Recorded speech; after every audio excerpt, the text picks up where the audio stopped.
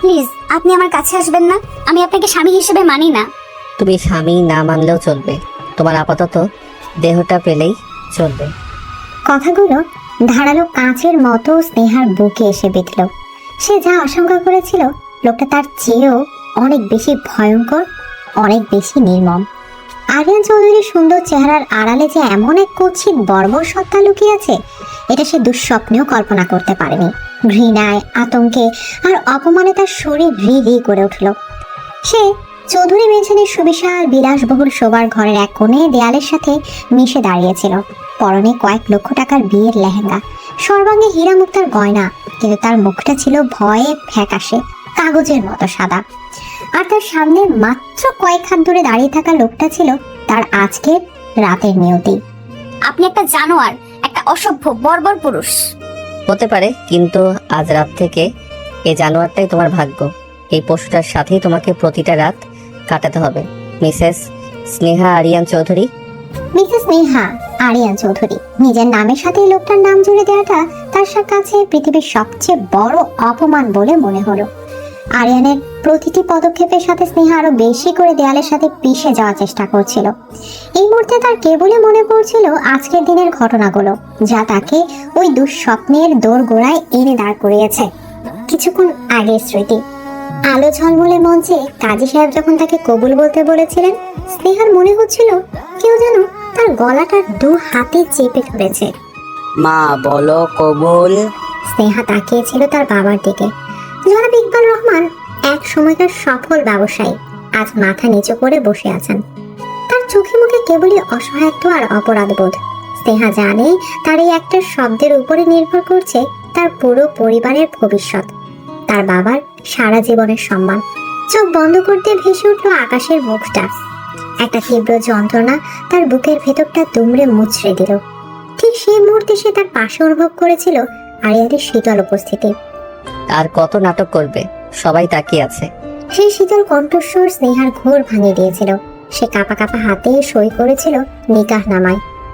কবুল শব্দটা তার মুখ থেকে বের হয়নি, শুধু অস্পষ্ট একটা আওয়াজ হয়েছিল। সেই মুহূর্তে সে বিক্রি হয়ে গেছিল এই ক্ষমতাধর হৃদয়হীন মানুষটার কাছে। বর্তমান আরিয়ানের পারফিউমের তীব্র গন্ধ স্নেহার চিন্তায় ছেদ ঘটালো। সে বাস্তবে ফিরে এলো। আরিয়ান এখন তার থেকে মাত্র এক হাত দূরে দাঁড়িয়ে। কি ভাবছো? তোমার ওই আকাশের কথা, যার জন্য তুমি আমার স্ত্রী হওয়ার পরেও পবিত্র নও? আকাশের নামটা আরিয়ানের মুখে শুনে স্নেহার রক্তহীন হয়ে গেল। এই লোকটা সব জানে, জেনে বুঝেই তাকে এই নরকে টেনে এনেছে। ওর নাম আপনার এই নোংরা মুখে আনবেন না। আপনি ওর পায়ের নখেরও যোগ্য না। স্নেহার এই স্পর্ধা দেখে আরিয়ান এবার অট্ট হাসিতে ফেটে পড়ল। সেই হাসিতে কোনো আনন্দ ছিল না, ছিল কেবলই হিংস্রতা আর বিদ্রুপ। বাহ, প্রেমিকের জন্য দেখছি অনেক দরদ, কিন্তু লাভ কি হলো? সে তো তোমাকে বাঁচাতে পারলো না আমার সামনে থেকে তোমাকে নিয়ে যেতে। যে পুরুষ নিজের ভালোবাসাকে রক্ষা করতে পারে না, সে আবার পুরুষ নাকি? কথাগুলো স্নেহার আত্মসম্মানে গিয়ে লাগলো। এটা সত্যি আকাশ তাকে বাঁচাতে পারেনি, কিন্তু তার জন্য তো আকাশ দায়ী নয়। দায়ী এই শয়তানটা, যে টাকার গরমে পৃথিবীকে নিজের পায়ের নিচে রাখতে চায়। আপনি টাকার জোরে সবকিছু কিনতে পারেন, কিন্তু সম্মান আর ভালোবাসা নয়। ওটা পাওয়ার যোগ্যতা আপনার কোনোদিনও হবে না। আমি আপনাকে শুধু ঘৃণা করি, প্রচন্ড ঘৃণা করি। ঘৃণা? চমৎকার। ভালোবাসার চেয়ে ঘৃণা অনেক বেশি তীব্র, অনেক বেশি খাঁটি হয়। তোমার এই তীব্রতা আমার খুব পছন্দ স্নেহা। আরিয়ানের স্পর্শে স্নেহার সর্বাঙ্গ ঘৃণায় কুকড়ে গেল। তার মনে হলো যেন হাজারটা কাকড়া বিছে একসাথে তার ত্বকে ফুল ফুটিয়েছে। সে নিজেকে ছাড়িয়ে নেওয়ার জন্য ছটফট করতে লাগলো, কিন্তু আরিয়ানের শক্তি ছিল অনেক বেশি। সে এক ঝটকায় স্নেহাকে নিজের বুকের কাছে টেনে আনলো। স্নেহার মাথাটা তার পাথরের মতো শক্ত বুকে আছড়ে পড়ল। আজ তোমাকে একটা শিক্ষা দেব। আমার জিনিস কিভাবে নিজের করে রাখতে হয় সেটা আমি খুব ভালো করে জানি। আর তুমি আমার সবচেয়ে দামি সম্পত্তি। আমি আপনার সম্পত্তি নই, আমি একজন মানুষ। ভুল। আজ থেকে তুমি শুধুই আমার। তোমার শরীর, তোমার মন, তোমার নিঃশ্বাস, সবকিছুর উপর শুধু আমার অধিকার। আর কেউ যদি এই অধিকারে ভাগ বসানোর চেষ্টা করে, তাহলে তার পরিণতি খুব ভয়ঙ্কর হবে। এই বলে আরিয়ান তার মুখটা স্নেহার ঘাড়ে ডুবিয়ে দিল। স্নেহার মনে হলো কোনো বিষাক্ত সাপ যেন তাকে দংশন করেছে। তার সমস্ত শরীর অবশ হয়ে আসছিল। সে তার শেষ শক্তিটুকু দিয়ে নিজেকে ছাড়ানোর চেষ্টা করলো, কিন্তু পারল না। আরিয়ান তার দু হাত পেছন দিকে নিয়ে এক হাতে শক্ত করে চেপে ধরলো। ছেড়ে দিন আমাকে, আল্লাহর দোহাই লাগে আমার জীবনটা নষ্ট করবেন না। তোমার জীবন তো নষ্ট হওয়ার জন্যই আমার জীবনে এসেছে। আমি তোমাকে ভালোবাসায় জড়াবো না স্নেহা। আমি তোমাকে আমার ক্ষমতার আগুনে পোড়াবো, এমন ভাবে পোড়াবো যাতে তোমার অতীতের সব স্মৃতি ছাই হয়ে যায়, যাতে তুমি ভুলে যাও আকাশ নামের কাউকে তুমি কোনোদিন চিনতে। আরিয়ানের প্রতিটা কথা ছিল অ্যাসিডের মতো, যা স্নেহার আত্মাকে পুড়িয়ে দিচ্ছিল। সে বুঝতে পারছিল এই লোকটার কাছে অনুনয় বিনয় করে কোনো লাভ নেই। এই লোকটা ভালোবাসার ভাষা বোঝে না, সে বুঝে শুধু ক্ষমতার ভাষা। তার চোখের সামনে তার সাজানো স্বপ্নের পৃথিবীটা দাউ দাউ করে জ্বলতে শুরু করলো। আর সেই আগুনের লেলিহান শিখা এসে দেখতে পেল এক পিশাচের উল্লাস, যার নাম আরিয়ান চৌধুরী। সে চোখ বন্ধ করে নিল, কারণ এরপর যা হতে চলেছে তা দেখার বা সহ্য করার মতো শক্তি তার আর অবশিষ্ট ছিল না। এই রাতটা ছিল তার জীবনের দীর্ঘতম এবং অন্ধকারতম রাত। দহনের শুরুটা হয়ে গেল। ভোরের আলো যখন বিশাল কাচের জানালা ভেদ করে ঘরে প্রবেশ করলো, তখন স্নেহার ঘুম ভেঙে গেল। কয়েক মুহূর্তের জন্য সে বুঝতে পারল না সে কোথায় আছে। অচেনা ছাদ, অচেনা পরিবেশ, কিন্তু পরক্ষণেই গত রাতে দুঃস্বপ্নের মতো ঘটনাগুলো তার মাথায় আছড়ে পড়ল। আরিয়ানের এই হিংস্র স্পর্শ, অপমানজনক কথাগুলো মনে পড়তেই তার শরীর ঘৃণায় শিউরে উঠল। সে দেখল বিছানার অন্য পাশটা খালি, আরিয়ান ঘরে নেই। এইভাবে একটা অজানা স্বস্তি তার বুকের ভেতর থেকে একটা দীর্ঘশ্বাস হয়ে বেরিয়ে এলো। এই প্রাসাদের প্রতিটা কোণায় এই লোকটার অস্তিত্ব মিশে আছে। কিছুক্ষণ পর দরজা হালকা টোকা পড়লো। স্নেহা কোনো উত্তর দেওয়ার আগেই দুজন পরিচারকের চারিকা চুইতে করে সকালের নাস্তা আর তার জন্য পোশাক নিয়ে ঘরে প্রবেশ করলো। তাদের চোখে মুখে ছিল ভয় আর সমীহ। ম্যাডাম, স্যার আপনার জন্য নাস্তা পাঠিয়েছেন আর তৈরি হওয়ার জন্য এই পোশাকটাও দিয়েছেন। স্নেহা তাকালো পোশাকটির দিকে। একটা সাধারণ সালোয়ার কামিজ, কিন্তু দেখে বোঝা যাচ্ছে অবিশ্বাস্য রকম দাবি। সে কোনো কথা না বলে বাথরুমের দিকে এগিয়ে গেল। আয়নার সামনে দাঁড়িয়ে নিজের প্রতিবিম্ব দেখে সে নিজেই চমকে উঠল। চোখ দুটো কান্নায় ফুলে লাল হয়ে আছে, সারা মুখে ক্লান্তি আর আতঙ্কের ছাপ। গত রাতের পর সে যেন নিজেকেই চিনতে পারছিল না। এই মেয়েটা সে প্রাণোচ্ছল স্নেহা নয়, এ যেন এক জীবন্ত লাশ। আমাকে এখান থেকে বের হতে হবে, যেভাবেই হোক। তৈরি হয়ে সে যখন বিশাল ডাইনিং হলে এলো, তখন দেখলো আরিয়ান সেখানে আগে থেকেই বসে আছে। তার পরনে নিখুঁত বিজনেস স্যুট, হাতে ট্যাবলেট। তাকে দেখে মনে হচ্ছিল গত রাতে কিছুই হয়নি। এমন শান্ত, এমন স্বাভাবিক। স্নেহা চুপচাপ একটা চেয়ারে বসতে আরিয়ান তার দিকে না তাকিয়ে কথা বলে উঠলো। তোমার জন্য নতুন ফোন। সে স্নেহার দিকে একটা মডেলের আইফোন এগিয়ে দিল।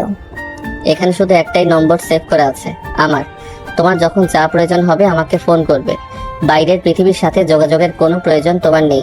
আর যদি প্রয়োজন হয় আমার বাবা মায়ের সাথেও কথা বলতে দিবেন না। আমি যখন চাইবো তখন আমি নিজেই তোমার বাবার সাথে কথা বলিয়ে দেব। আমার অনুমতি ছাড়া কোনো কিছু করার চেষ্টা করবে না স্নেহা, ফলাফল ভালো হবে না। আশা করি গত রাতের পর সেই বিষয়ে তোমার আর কোনো সন্দেহ নেই। স্নেহা চুপ করে গেল। এই লোকটার সাথে তর্ক করে লাভ নেই। সে নীরবে খাওয়ার অভিনয় করতে লাগলো। তার প্রতিটা মুহূর্ত পরক্ষণেই যেন চারপাশ অদৃশ্য দেয়াল তুলে দিয়েছে আরিয়ান। এই বাড়িটা একটা সোনার খাঁচা ছাড়া আর কিছুই নয়। আজ সন্ধ্যায় আমাদের একটা বিজনেস পার্টিতে যেতে হবে, তৈরি থেকো। সবাই আমার স্ত্রীকে দেখার জন্য অপেক্ষা করছে। আমার কোথাও যাওয়ার ইচ্ছে নেই। তোমার ইচ্ছের কোনো দাম নেই এই বাড়িতে। যে আমি বলবো তাই হবে। তুমি আমার স্ত্রী, আমার সম্মান। তোমাকে আমার পাশে হাসি মুখে দাঁড়াতে হবে। অভিনয়টা নিখুঁত হওয়া চাই। আর যদি তুমি তা না পারো তাহলে তোমার বাবার ব্যবসার কি অবস্থা হবে সেটা নিশ্চয়ই আর বুঝিয়ে বলতে হবে না। বাবার কথা শুনে স্নেহা আবার হেরে গেল। তার সবচেয়ে দুর্বল জায়গাটা আরিয়ান জেনে গেছে এবং সেটার ব্যবহার করতে এক মুহূর্ত দেরি করছে না। সারাটা দিন স্নেহা প্রাসাদের মতো বাড়িতে একাকী ঘুরে বেড়ালো। লাইব্রেরিতে হাজার হাজার বই, কিন্তু একটা অক্ষরও তার মাথায় ঢুকছিল না। সুইমিং পুলের নীল জল তাকে ডাকছিল, কিন্তু তার মনে হচ্ছিল ওটা যেন অতল গভীর কোনো খাদ। বিকেলে পরিচারিকারা এসে তাকে সন্ধ্যার পার্টির জন্য তৈরি করতে শুরু করলো। দামি নীল রঙের শাড়ি, গলায় হীরের নেকলেস। নিজে তার আয়নার দিকে মনে হচ্ছিল এক সেজেগুজে থাকা পুতুল, যার কোনো প্রাণ নেই। পার্টিতে গিয়ে স্নেহা এক অন্য আরিয়ানকে দেখলো। সবার সাথে হাসি মুখে কথা বলছে, আত্মবিশ্বাসের সাথে নিজের ব্যবসার কথা বলছে। সবাই তাকে সমীহ করছে, ভয় পাচ্ছে। আরিয়ান এবার তাকে স্নেহাকে পরিচয় করে দিচ্ছিল আমার ভালোবাসা, আমার স্ত্রী বলে। স্নেহা তখন অভিনয় করে হাসতে গিয়ে গাল ব্যথা করছিল, কিন্তু সে বাধ্য ছিল, কারণ আরিয়ানের শক্ত হাতটা তার কোমর এমন ভাবে ধরেছিল যে বাইরে থেকে দেখলে মনে হবে ভালোবাসার স্পর্শ, কিন্তু স্নেহা জানে ওটা ছিল এক শীতল সতর্ক বার্তা। পার্টি থেকে ফেরার পথে গাড়িতে আরিয়ান হঠাৎ স্নেহাকে জিজ্ঞেস করলো। তোমার মাথা ধরেছে? স্নেহা অবাক হয়ে তার দিকে তাকালো। পার্টিতে দু একবার সে কপালে হাত দিয়েছিল, এই লোকটা সেটাও খেয়াল করেছে। সামান্য।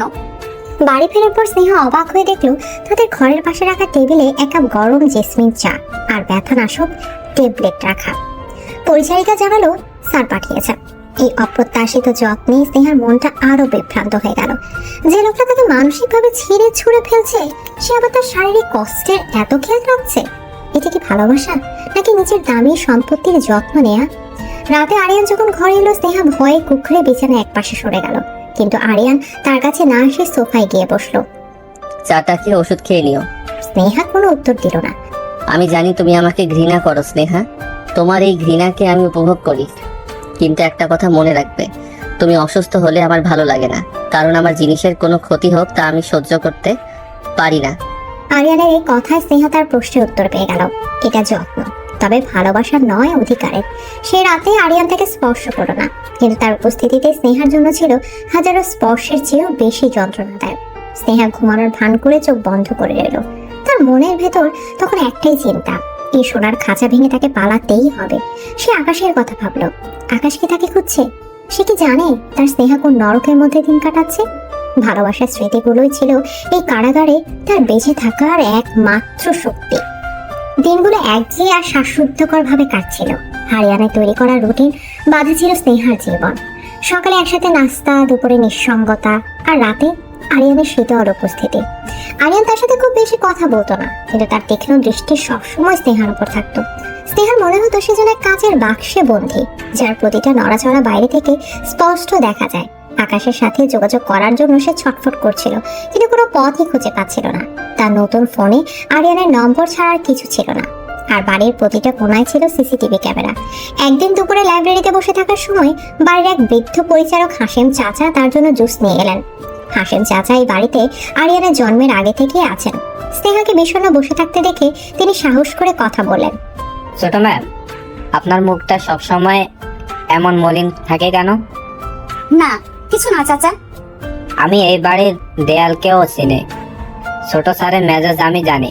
উনি বাইরে থেকে যেমন কঠিন, ভেতরটা তেমন নয়। আপনাকে উনি অনেক ভালোবাসেন। ভালোবাসা? এটাকে ভালোবাসা বলে? স্নেহা হাশেম চাচার সরলতার কোনো আশা খুঁজে পেল না, কিন্তু কয়েকদিন পর ঘটলো এক অপ্রত্যাশিত ঘটনা। গভীর রাতে যখন আরিয়ান ব্যবসার কাজে বিদেশে ছিল, স্নেহা ঘুম ভেঙে পানি খেতে উঠেছিল। হঠাৎ তার চোখে পড়লো আরিয়ানের ডেস্কের ড্রয়ারটার দিকে, যেটা সামান্য খোলা। কৌতূহলবশত সে ড্রয়ারটা খুলতে ভেতরে একটা পুরনো ভাঙা স্ক্রিনের ফোন দেখতে পেল। এটা তার ফোন, যেটা সে ভেবেছিল আরিয়ান প্রথম দিনে ভেঙে ফেলেছিলেন। তাহলে কি এটা অন্য কোনো ফোন ছিল, নাকি আরিয়ান এটা রেখে দিয়েছে? স্নেহার বুকটা উত্তেজনা ধরফর করতে লাগলো। সে কাঁপা কাঁপা হাতে ফোনটা অন করলো। ভাগ্যক্রমে ফোনে চার্জ ছিল। সে দ্রুত সিম কার্ডটা খুলে তার নতুন আইফোনে লাগালো। নেটওয়ার্ক আসতেই একটার পর একটা মেসেজ ঢুকতে শুরু করলো।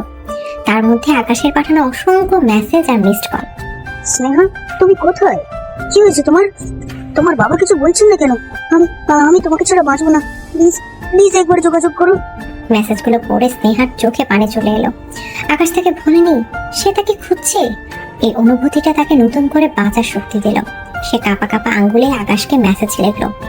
আকাশ, আমি বেঁচে আছি, কিন্তু খুব বিপদে আছি, আমাকে এখান থেকে নিয়ে যাও। মেসেজ পাঠিয়ে সে সিমটা খুলে আবার পুরনো ফোনে রেখে দিল এবং ফোনটা লুকিয়ে ফেললো তার ওয়ার্ড্রপের ভেতরে কাপড়ের স্তূপের নিচে। পরদিন সকাল থেকে সে আকাশের উত্তরের জন্য অপেক্ষা করতে লাগলো। আরিয়ানের অনুপস্থিতিতে বাড়ির পরিবেশটা একটু হালকা ছিল, যা স্নেহাকে কিছুটা স্বস্তি দিচ্ছিল। দুপুরে তার ফোনে একটা অজানা নম্বর থেকে মেসেজ এলো। আমি আকাশ, এটা আমার নতুন নাম্বার। আজ রাত 12টায় ফোন করব, তৈরি থেকো। স্নেহা উত্তেজনায় ভয়ে প্রায় কাঁপছিল। সে কি পারবে আরিয়ানের চোখ এড়িয়ে কথা বলতে? রাত 12টা বাজার জন্য সে প্রতিটা সেকেন্ড গুনতে লাগলো। ঠিক সময় ফোনটা ভাইব্রেট করে উঠলো। স্নেহা বারান্দার সবচেয়ে অন্ধকার কোণায় গিয়ে ফোনটা ধরলো। হ্যালো আকাশ। স্নেহা, আমার শোনো। অবশেষে তোমার গলাটা তো শোনো। তুমি ঠিক আছো তো? ওই লোকটা তোমার কোনো ক্ষতি করেনি তো? বলো বলো প্লিজ। আমি ভালো নেই আকাশ, আমি এক মুহূর্ত এখানে থাকতে চাই না। তুমি আমাকে এখান থেকে নিয়ে যাবে বলেছিলে, কবে আসবে তুমি? আমি সব ব্যবস্থা করছি সোনা, কিন্তু আরিয়ান চৌধুরী খুব ক্ষমতাশালী লোক, তার বিরুদ্ধে যাওয়া সহজ নয়। আমাকে একটু সময় দিতে হবে। আচ্ছা আচ্ছা, তুমি এখন কোথায় আছো? বাড়িটা কেমন? সিকিউরিটি কেমন? প্লিজ বলো। আকাশের কণ্ঠে ভালোবাসার চেয়ে বেশি ছিল কৌতূহল। সে বাড়ি, আরিয়ানের ব্যবসা, সম্পত্তি নিয়ে অনেকগুলো প্রশ্ন করলো। স্নেহা ভালোবাসার আবেগে অন্ধ ছিল, তাই সে এই বিষয়গুলো তেমন ভাবে খেয়াল করলো না। সে আকাশকে সব খুলে বলল। চিন্তা করো না, আমি খুব তাড়াতাড়ি তোমাকে উদ্ধার করার জন্য প্ল্যান করছি। তুমি খুব সাবধানে থেকো। আর হ্যাঁ, তোমার স্বামী তোমাকে কি কি দিয়েছে? কোনো দামি গয়না বা টাকা? যা পারো সাথে করে নিয়ে আসার চেষ্টা করবে। হ্যাঁ, আমাদের নতুন জীবন শুরু করতে ওগুলো কাজে লাগবে। হ্যাঁ, বুঝেছো? হ্যাঁ, কাজে লাগবে। হ্যাঁ। এই কথাটা স্নেহার কানে একটু খট করে লাগলো, কিন্তু সে ভাবলো হয়তো আকাশ তাদের ভবিষ্যতের কথা ভেবেই বলছে। সে কিছু বলতে যাওয়ার আগেই ঘরের দরজা খোলার শব্দ হলো। আরিয়ান ফিরে এসেছে নির্ধারিত সময়ের একদিন আগে। আকাশ, আমাকে এখন রাখতে হবে, ও চলে এসেছে। স্নেহা দ্রুত ফোনটা কেটে দিয়ে ঘরে ঢুকে পড়লো, কিন্তু ততক্ষণে অনেক দেরি হয়ে গেছে। আরিয়ান দরজায় দাঁড়িয়েছিল, তার হাতে একটা ট্যাবলেট, যেটা স্ক্রিনে জলজল করছিল একটা লাইভ অডিও রেকর্ডিং এর গ্রাফ। আরিয়ানের মুখটা ছিল বরফের মতো ঠান্ডা, আর চোখ দুটো ছিল আগুনের মতো লাল। স্বাগতম জানাবে না আমাকে, প্রিয়তমা স্ত্রী? কার সাথে এত রাতে ফিসফিস করে কথা বলছিলে? তোমার আকাশের সাথে? স্নেহার পায়ের নিচে মাটি সরে গেল, তার সারা শরীর বেয়ে ঠান্ডা ঘাম নামতে শুরু করলো। সে বুঝতে পারলো এ বাড়িতে কোনো কিছুই আরিয়ানের নজরে এড়ায় না। তার প্রতিটা কথা, প্রতিটি নিঃশ্বাস রেকর্ড করা হয়েছে।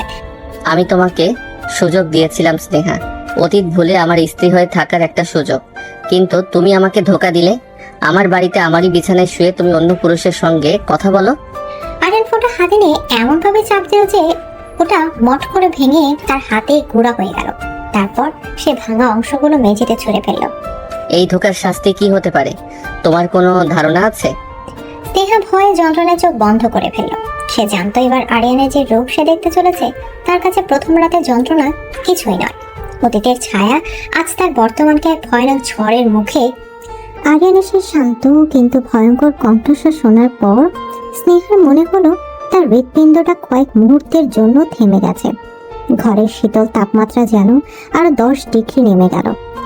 আরিয়ানের চোখ দুটো জ্বলছিল, কিন্তু তার মুখ ছিল অভিব্যক্তিহীন, যা তাকে আরো বেশি ভয়ঙ্কর করে তুলেছিল। স্নেহার বাহুতে তার আঙুলগুলো লোহার মতো চেপে বসেছিল। আমার লাগছে, ছেড়ে দিন। লাগছে? লাগারই তো কথা। বিশ্বাসঘাতকতার যন্ত্রণা এর চেয়ে অনেক বেশি স্নেহা। তুমি আমাকে সেই যন্ত্রণাটা দিয়েছ। স্নেহা কোনো উত্তর দিতে পারল না, তার মস্তিষ্ক অসাড় হয়ে গিয়েছিল। সে শুধু ভাবছিল এরপর কি হতে চলেছে, আরিয়ান তাকে কি শাস্তি দেবে। আরিয়ানের পরবর্তী পদক্ষেপে স্নেহার সমস্ত শরীর ভয়ে হিম হয়ে গেল। সে স্নেহাকে প্রায় টেনে হিচড়ে ঘর থেকে বের করে নিয়ে চলল।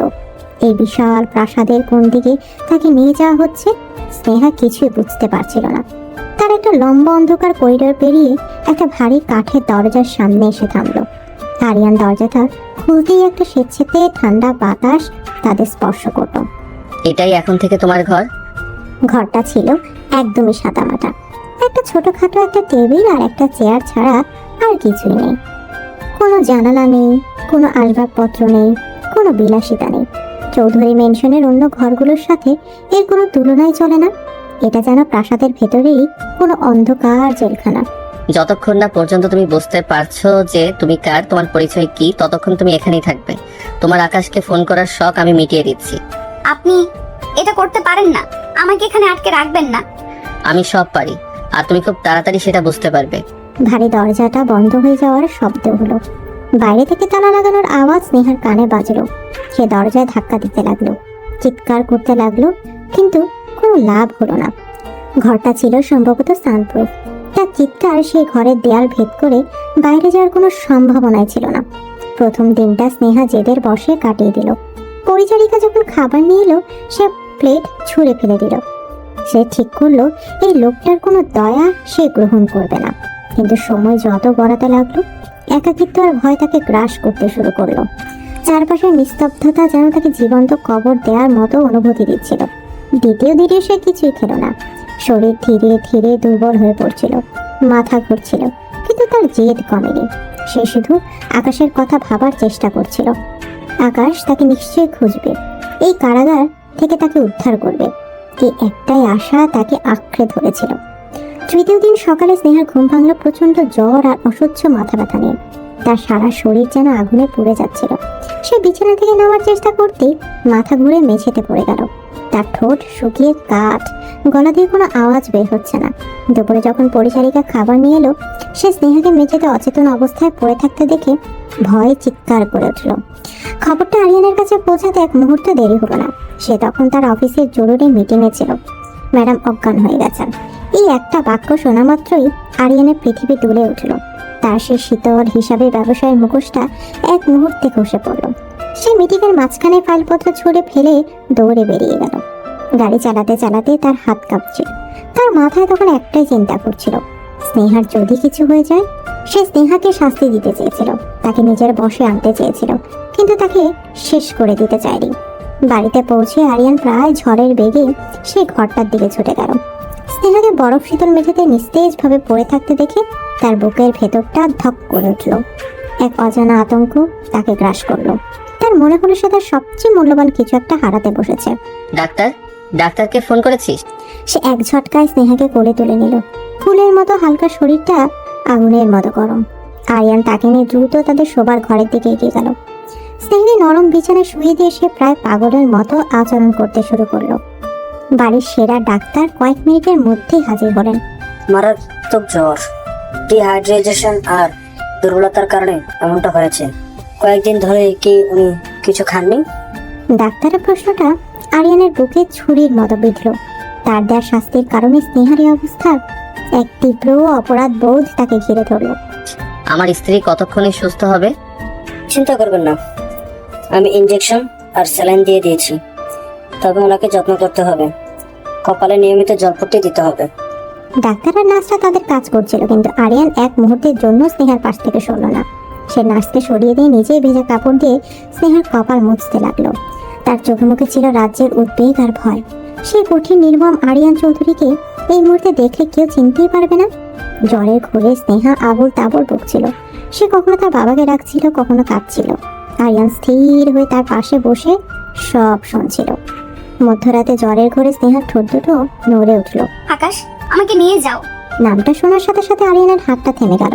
তার মুখটা যা এতক্ষণ উদ্বেগে নরম হয়েছিল, মুহূর্তেই আবার কঠিন হয়ে গেল। যে মেয়েটার জন্য সে এতটা অস্থির, সে কিনা এই অবস্থাতে অন্য পুরুষের নাম নিচ্ছে। এক তীব্র ঈর্ষার যন্ত্রণা তার ভেতরটা পুড়িয়ে দিচ্ছিল।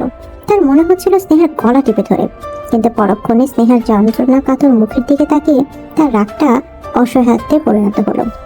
তুমি শুধু আমার স্নেহা, শুধু আমার। আমি তোমাকে কিছুতেই হারাতে পারবো না, কিছুতেই না। আরিয়ান উঠে গিয়ে ব্যালকনিতে দাঁড়ালো। বাইরে ঝুম বৃষ্টি নেমেছে। সেই বৃষ্টির মধ্যে তার মনের ভেতরও চলছিল তুমুল ঝড়। একদিকে স্নেহার প্রতি তার তীব্র ভালোবাসা আর হারানোর ভয়, অন্যদিকে স্নেহার বিশ্বাসঘাতকতার জন্য জন্মানো প্রচন্ড ঘৃণা আর রাগ। পজিটিভনেস আর ভালোবাসায় এই দ্বন্দ্বে সে ক্ষত বিক্ষত হচ্ছিল। এই প্রথম আরিয়ান চৌধুরী নিজের আবেগের কাছে নিজেকে এতটা অসহায় অনুভব করলো। সে বুঝতে পারলো স্নেহা নামক এই মেয়েটা শুধু তার সম্পত্তি নয়, তার দুর্বলতাও বটে। আর এই দুর্বলতাই হয়তো একদিন তাকে ধ্বংস করে দেবে। দুদিন পর স্নেহার জ্বর ছাড়ল। চোখ খুলে সে নিজেকে তাদের সেই বিলাসবহুল ঘরে আবিষ্কার করে অবাক হলো। তার মনে ছিল শুধু সেই অন্ধকার স্বেচ্ছাতে ঘরটার স্মৃতি। সে দুর্বল শরীরে উঠে বসার চেষ্টা করতে আরিয়ান ঘরে প্রবেশ করলো। তার হাতে ছিল স্যুপের বাটি। চুপচাপ শুয়ে থাকো। স্নেহা কিছু না বলে আবার শুয়ে পড়ল। তার মনের ভেতরটা ছিল বিভ্রান্ত। যে লোকটা তাকে জেলখানায় বন্দি করেছিল, সেই আবার তার এতটা সেবা করলো কেন?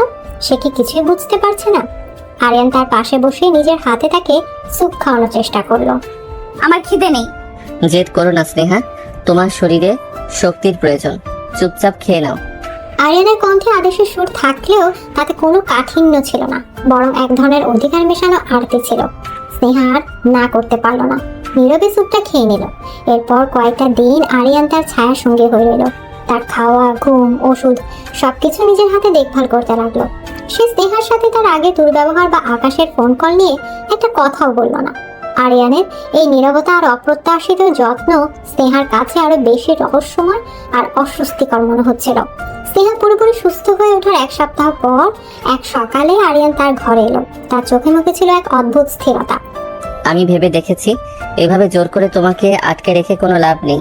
তোমার মনটা তো সেই আকাশের কাছেই পড়ে আছে। স্নেহা চমকে আরিয়ানের দিকে তাকালো। সে বুঝতে পারছিল না আরিয়ান কি বলতে চাইছে। আমি এই প্রতিদিনের যুদ্ধ করতে করতে ক্লান্ত স্নেহা।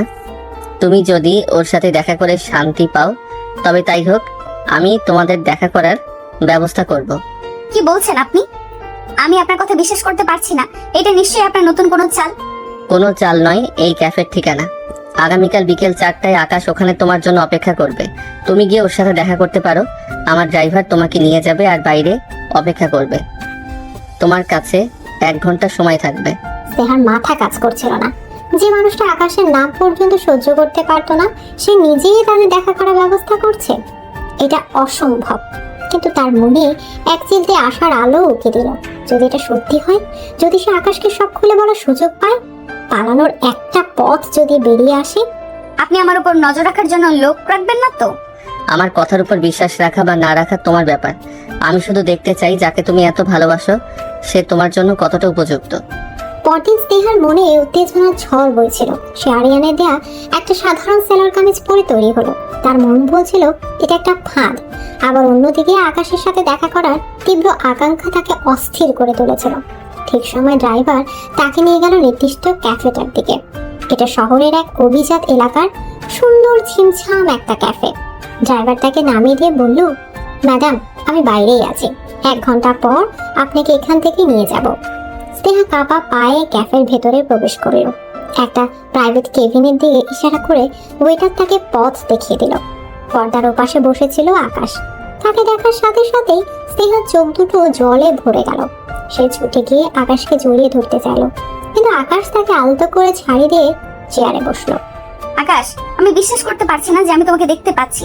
আমিও স্নেহা, আমি তোমার জন্য খুব চিন্তায় ছিলাম। ওই লোকটা তোমাকে খুব কষ্ট দিচ্ছে, তাই না? সে কথা আর বলো না। আমি একটা নরকের মধ্যে আছি।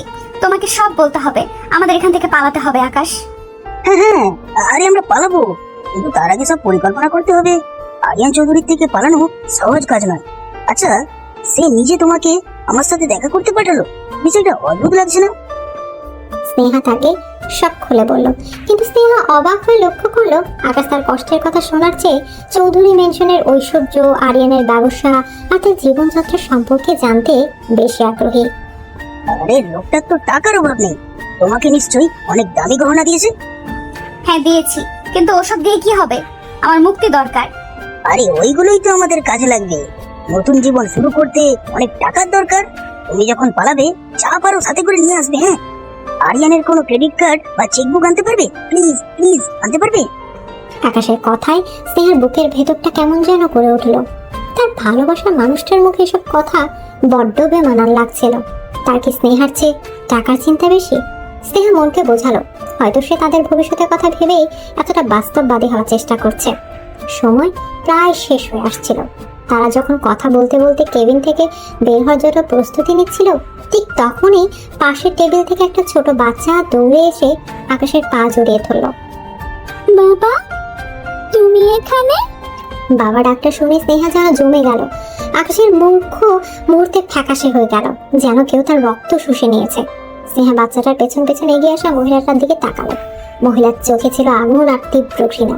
তিনি সরাসরি আকাশের দিকে তাকিয়েছিলেন। তাহলে এই মেয়ের জন্যই তুমি আমার আর আমার সন্তানের ফোন ধরো না? নতুন শিখা জুটিয়েছে। স্নেহা হতভম্ব হয়ে একবার সেই মহিলা, একবার বাচ্চাটা, আর একবার আকাশের ফ্যাকাশে মুখের দিকে তাকাতে লাগলো। তার পৃথিবীটা যেন পায়ের তলায় ঘুরতে শুরু করেছে। তার মস্তিষ্ক কোনো কিছুই ঠিকভাবে প্রক্রিয়া করতে পারছিল না। বাবা, শিকার, আমার সন্তান, এই শব্দগুলো হাতুড়ির মতো তার মাথায় আঘাত করছিল।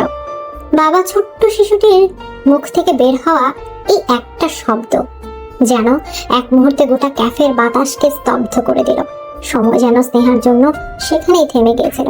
তার পৃথিবীটা বন বন করে ঘুরতে শুরু করলো। সে হতভম্ব হয়ে একবার সেই অগ্নিমূর্তি মহিলার দিকে, একবার ভয় বিবর্ণ হয়ে যাওয়া আকাশের দিকে, আর একবার নিষ্পাপ শিশুটির দিকে তাকাচ্ছিল। আকাশ মরিয়া হয়ে পরিস্থিতি সামাল দেওয়ার চেষ্টা করলো। স্নেহা স্নেহা, তুমি ওকে বিশ্বাস করো না প্লিজ। ওই মহিলাটা অনেক প্রতারক। আমাকে ব্ল্যাকমেল করার চেষ্টা করছে। আমি ওকে চিনি না। কি? তুমি আমাকে চেনো না আর তোমার সন্তানকে তুমি চেনো না? এই মেয়ের টাকায় চোখ পড়েছে বলে নিজের অতীত অস্বীকার করছো বেঈমান। মহিলাটি চিৎকার করে কথাগুলো বলছিল। ক্যাফের অন্য সব মানুষ তাদের দিকে তাকিয়েছিল। স্নেহার মনে হচ্ছিল লজ্জায় অপমানে সে মাটির সাথে মিশে যায়। আকাশের মুখের প্রতিটা শব্দ তার কাছে মিথ্যে মনে হচ্ছিল। তার চোখের ভয়, তার তোতলানো কথা, সবকিছুই তার অপরাধের সাক্ষ্য দিচ্ছিল। স্নেহার এতদিনের বিশ্বাস, তার ভালোবাসা, তার স্বপ্ন, সবকিছু এই একটা মুহূর্তে কাঁচের মতো ঝনঝন করে ভেঙে পড়ছিল। তার কানে আর কোনো শব্দ ঢুকছিল না। ঠিক সেই মুহূর্তে যখন পরিস্থিতি পুরোপুরি নিয়ন্ত্রণের বাইরে চলে যাচ্ছিল, দুজন দীর্ঘদেহী স্যুট পরা লোক যেন মাটি ফুঁড়ে উদয় হলো। তাদের একজন শান্তভাবে সেই মহিলাকে বলল, ম্যাডাম, আপনার সাথে আমাদের স্যারের কিছু কথা আছে, দয়া করে বাইরে আসুন। অন্যজন স্নেহার পাশে বসে অত্যন্ত বিনীতভাবে বলল, ম্যাম, স্যার গাড়িতে আপনার জন্য অপেক্ষা করছি, চলুন। স্নেহা কোনো যন্ত্রের মতো লোকটিকে অনুসরণ করলো। তার নিজের হাঁটার বা চিন্তা করার মতো কোনো শক্তি অবশিষ্ট ছিল না। সে একবারও পেছন ফিরে আকাশের দিকে তাকালো না। তার মনে হচ্ছিল সে একটা দুঃস্বপ্নের জগৎ থেকে বেরিয়ে আসছে, যে এতদিন তার কাছে বাস্তব ছিল। গাড়ির দরজা খুলতে সে দেখলো আরিয়ান জানালার বাইরে তাকিয়ে বসে আছে। তার মুখে কোনো ভাবান্তর নেই, যেন সে সবকিছু আগে থেকে জানতো। স্নেহা গাড়িতে ওঠার পর থেকে চৌধুরী মেনশন পৌঁছানো পর্যন্ত দীর্ঘ পথটুকু এক অসহনীয় দম বন্ধ করা নীরবতার মধ্যে কাটালো।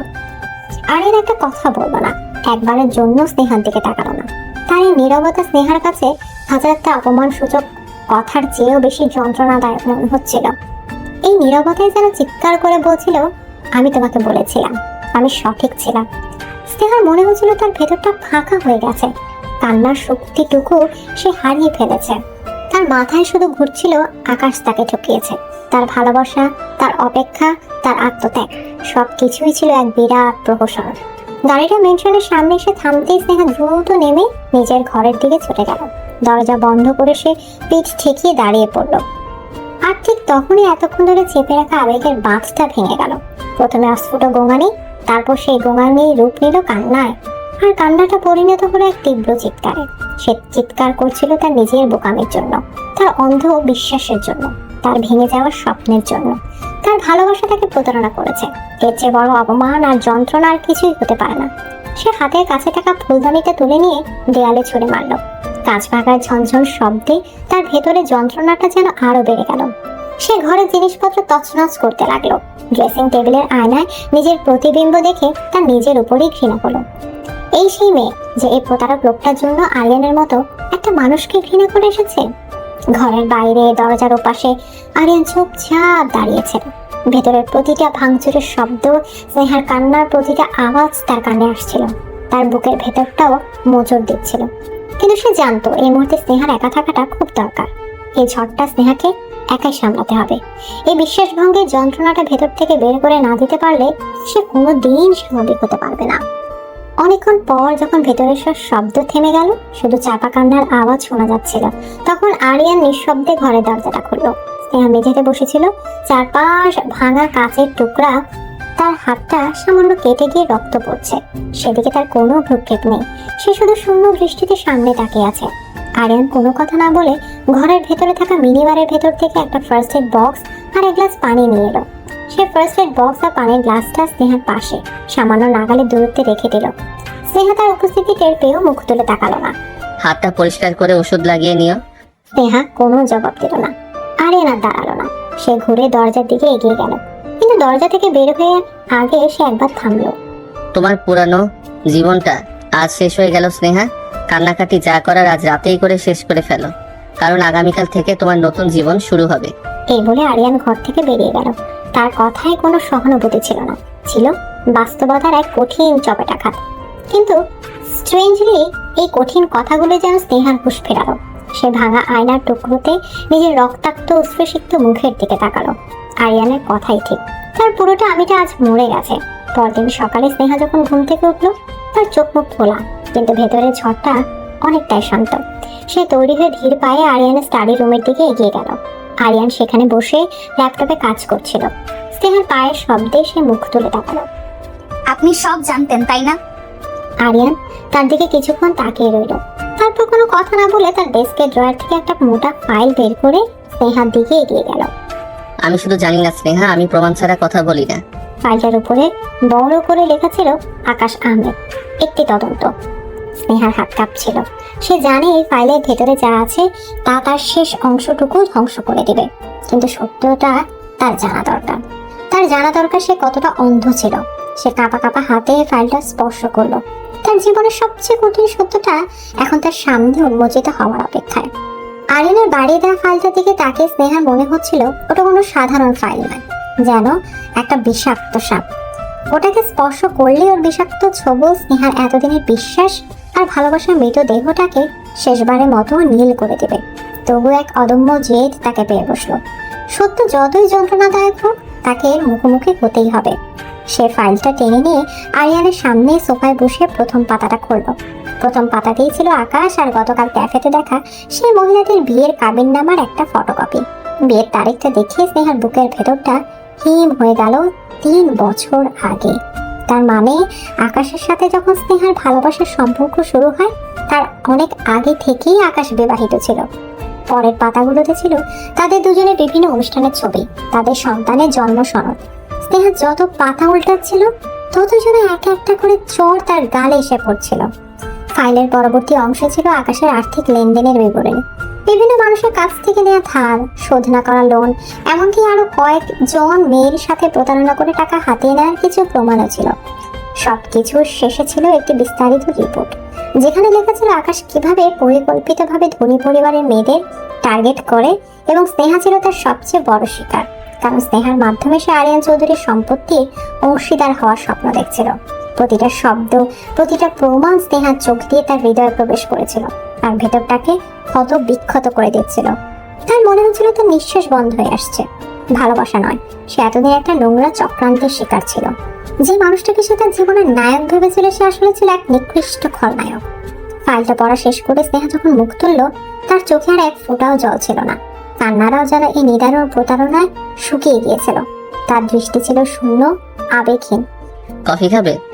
আরিয়ানের এই শান্ত স্বাভাবিক প্রশ্নটা স্নেহার কাছে চরম অস্বাভাবিক মনে হলো। যেন কিছুই হয়নি, যেন স্নেহার পৃথিবীতে এইমাত্র ভেঙে চুরমার হয়ে যায়নি। আপনি এসব কিছু আগে থেকেই জানতেন? সেদিন আমাকে ওই ঘরে আটকে রেখেছিলেন তার আগেও? হ্যাঁ। তাহলে আমাকে বলেননি কেন? কেন আমাকে ওই দিন ওর সাথে দেখা করতে পাঠালেন? আমাকে এত অপমানিত হতে দিলেন, এতটা যন্ত্রণা পেতে দিলেন? আরিয়ানের এবার ল্যাপটপটা বন্ধ করলো। সে চেয়ার ঘুরিয়ে সরাসরি স্নেহার দিকে তাকালো। তার চোখে কোনো উপহাস ছিল না, ছিল এক গভীর তীক্ষ্ণ দৃষ্টি।